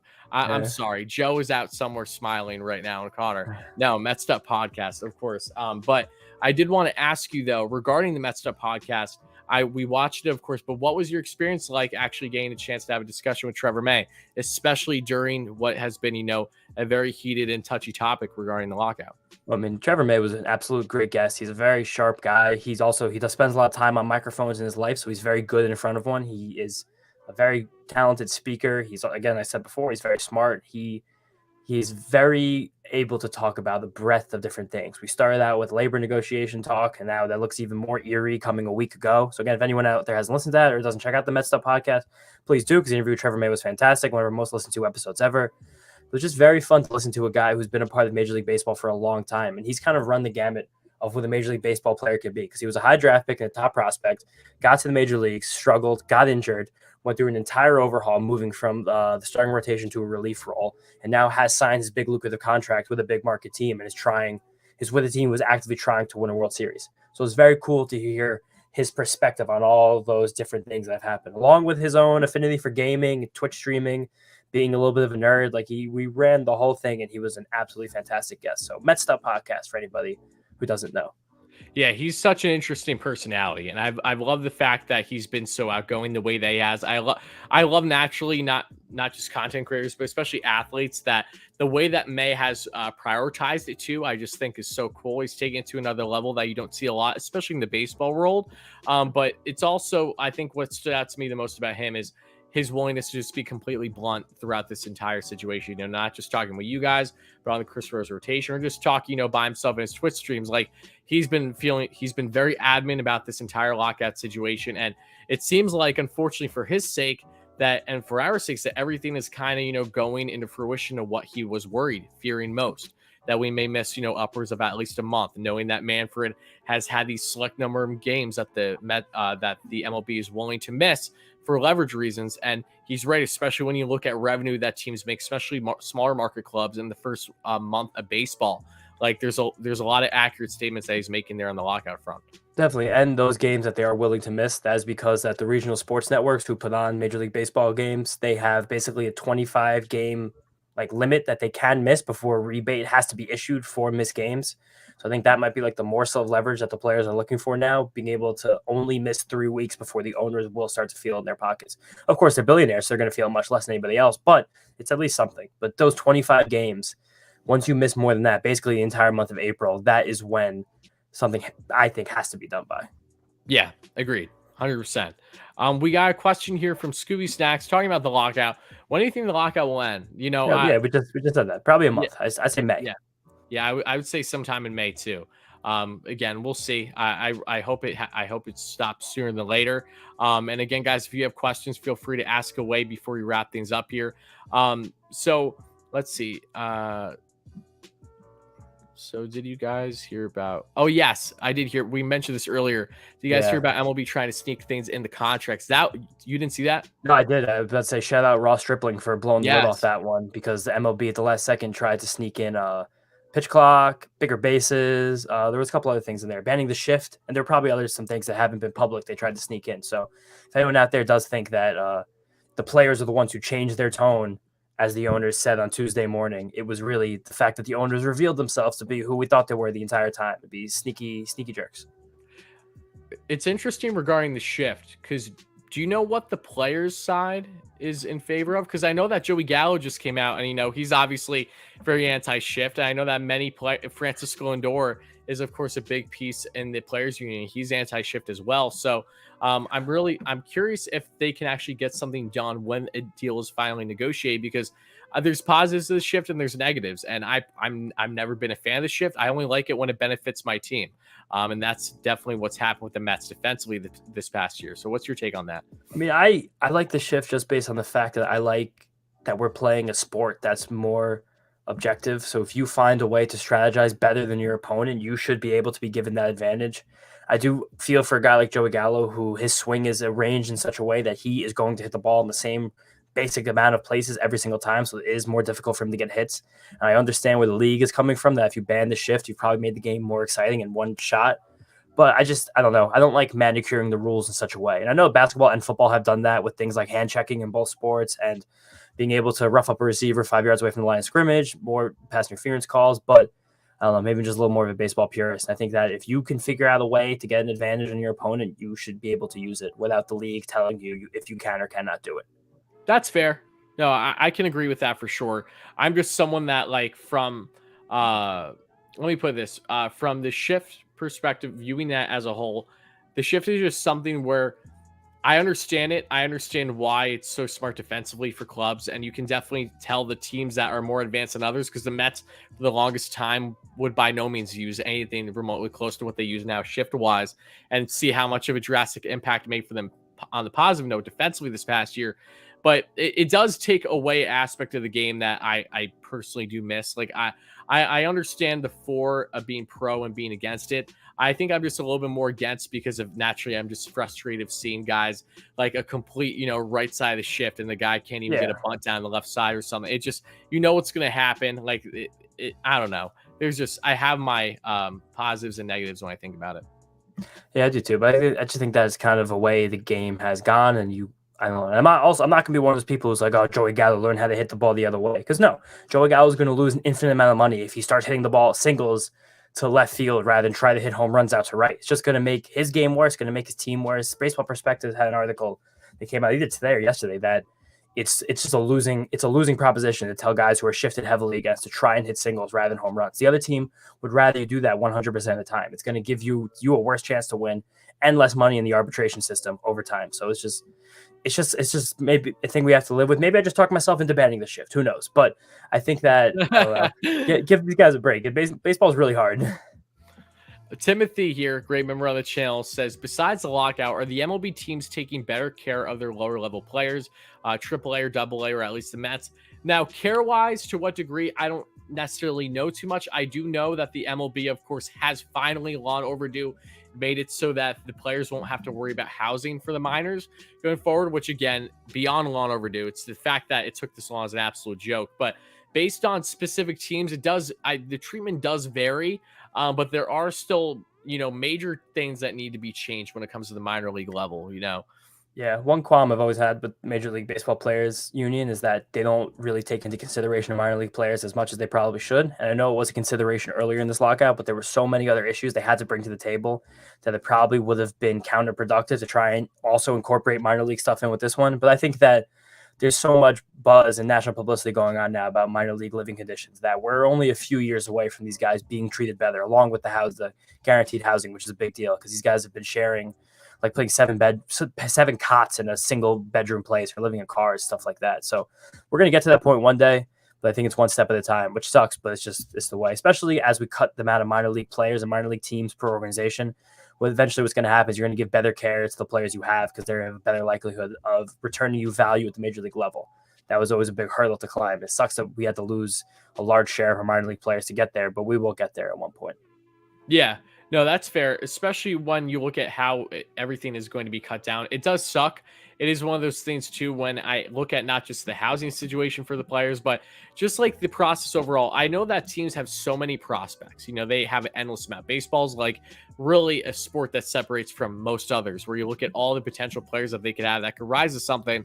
But in the process, the way to get there for most teams is, from diet, from just the type of money that they're making. It's just by no means is it proper conditions, in my opinion, for trying to get the best out of players to hopefully blossom and be a stud at the MLB level. It takes a lot of willpower on their side of things and a lot of adversity that they have to overcome. When in reality, if you do it in comparison to, say, prospects in either NBA or even NHL to a certain extent, and others, like, they're prioritized a lot differently, especially when it comes to health. I think the health aspect and diet-wise is a big thing because minor leaguers, a lot of them do not have nearly the proper diet that they should be getting on a daily basis for, playing the amount of games that they do.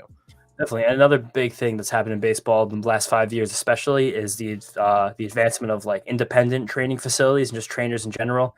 If you want to be a competitive minor league and reach the major leagues, you probably need to be paying into some type of personal trainer, whether it be just fitness or specifically baseball. And it has to be very difficult for these guys who are making between $5,000 and $25,000 a year to be able to pay for all of these things. Yeah. Jordan says, and this will probably be our last question tonight, says, hey, Wardy, hey, James, how's it going, Jordan? Do you have to wait until a deal is ratified to make moves, or as soon as it's agreed upon, the floodgates are open? I would assume that as soon as the deal is ratified, like it's official, then floodgates are open. They just need to make sure everything's processed. I don't know, Jordan, if you did this on purpose by accident, but the difference between agreed upon and ratified is just the fact that like it's the handshake between the players and the owners, and then the owners do have to ratify it with a 23 out of 30 vote.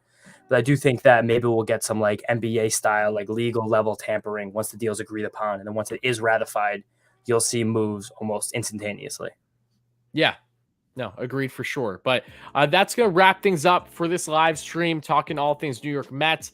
Big shout out again for James for coming on. He's been on the channel before. Check out the previous content we did with him and Draft Mark on top 10 Mets free agent targets. Whether the Mets land any of those or not, we're going to find out whenever the lockout's going to be lifted. But make sure to check out everything as always, folks. Thank you guys so much for watching. Make sure to smash that like and subscribe button if you're watching live or on replay. Make sure again to check out James on Twitter at Jeter Had No Range and the podcast Mets'd Up podcast. Make sure I don't mess this up for a second time here. James, always a pleasure. Thank you so much for coming on. And any final words before we get out of here? Yeah, thank you, Wardy, for having me on. Pleasure to talk about this. Everyone follow me, as Wardy said. Jeter Had No Range. We're almost up to 4,000, only a few followers away, so it'd be great to get to that at some point soon. Big episode of the Mets'd Up podcast coming out tomorrow. Me and Draft Mark basically ranted about the lockout for an entire hour. We have tons of figures and numbers and very specific things that have happened in this that will show people what exactly is going on with this fight and when it could possibly be resolved. So Mets'd Up podcast, big episode coming out tomorrow morning. Awesome. Yeah. Again, the numbers is a big thing because especially from a casual point of view, for a while viewing this, you would think that, oh, okay, it's going to get wrapped up soon. Doesn't seem like this is going to be too big of a deal, but this has been brewing for quite some time and the numbers are significant. Even though that they may not seem too drastic, they are in a lot of ways with the CBT more than anything on the core economic issues. But again, thank you guys so much for watching. Really appreciate it. Pet Mets has to throw a donation here right before we leave. Okay. Appreciate the donation. My man says, what makes me feel negative about a settlement? There are hardline owners that don't give a shit and would not care to blow up one half or the whole season. Would not surprise me if we went this far. Wouldn't surprise me in the slightest either. And unfortunately, you're right. You're not wrong at all here. And that is the unfortunate reality of a large majority of owners that we are dealing with in the MLB. That is a little scary. And I said before, you need 23 out of 30 owners to ratify any type of agreement. That means that any faction of 8 owners could basically hold the entire league hostage. And those 8 owners are going to be like the Orioles, the Royals, the Diamondbacks, the Rays, the A's, those types of teams, the Reds, the Pirates. So it is possible that a few owners could blow this entire thing up, which would be really awful. And what we have to fear now is this next level of negotiating going sour and lawsuits coming from both sides saying that the other one was negotiating in bad faith or having an impasse. That is a doomsday situation that could cost us most of the season. But we got to stay positive at least while we can. And hopefully these next 2 weeks bear fruit. Yes. Couldn't have said better, James. Thank you so much. Appreciate you guys. And we'll talk to you soon. Let's go Mets.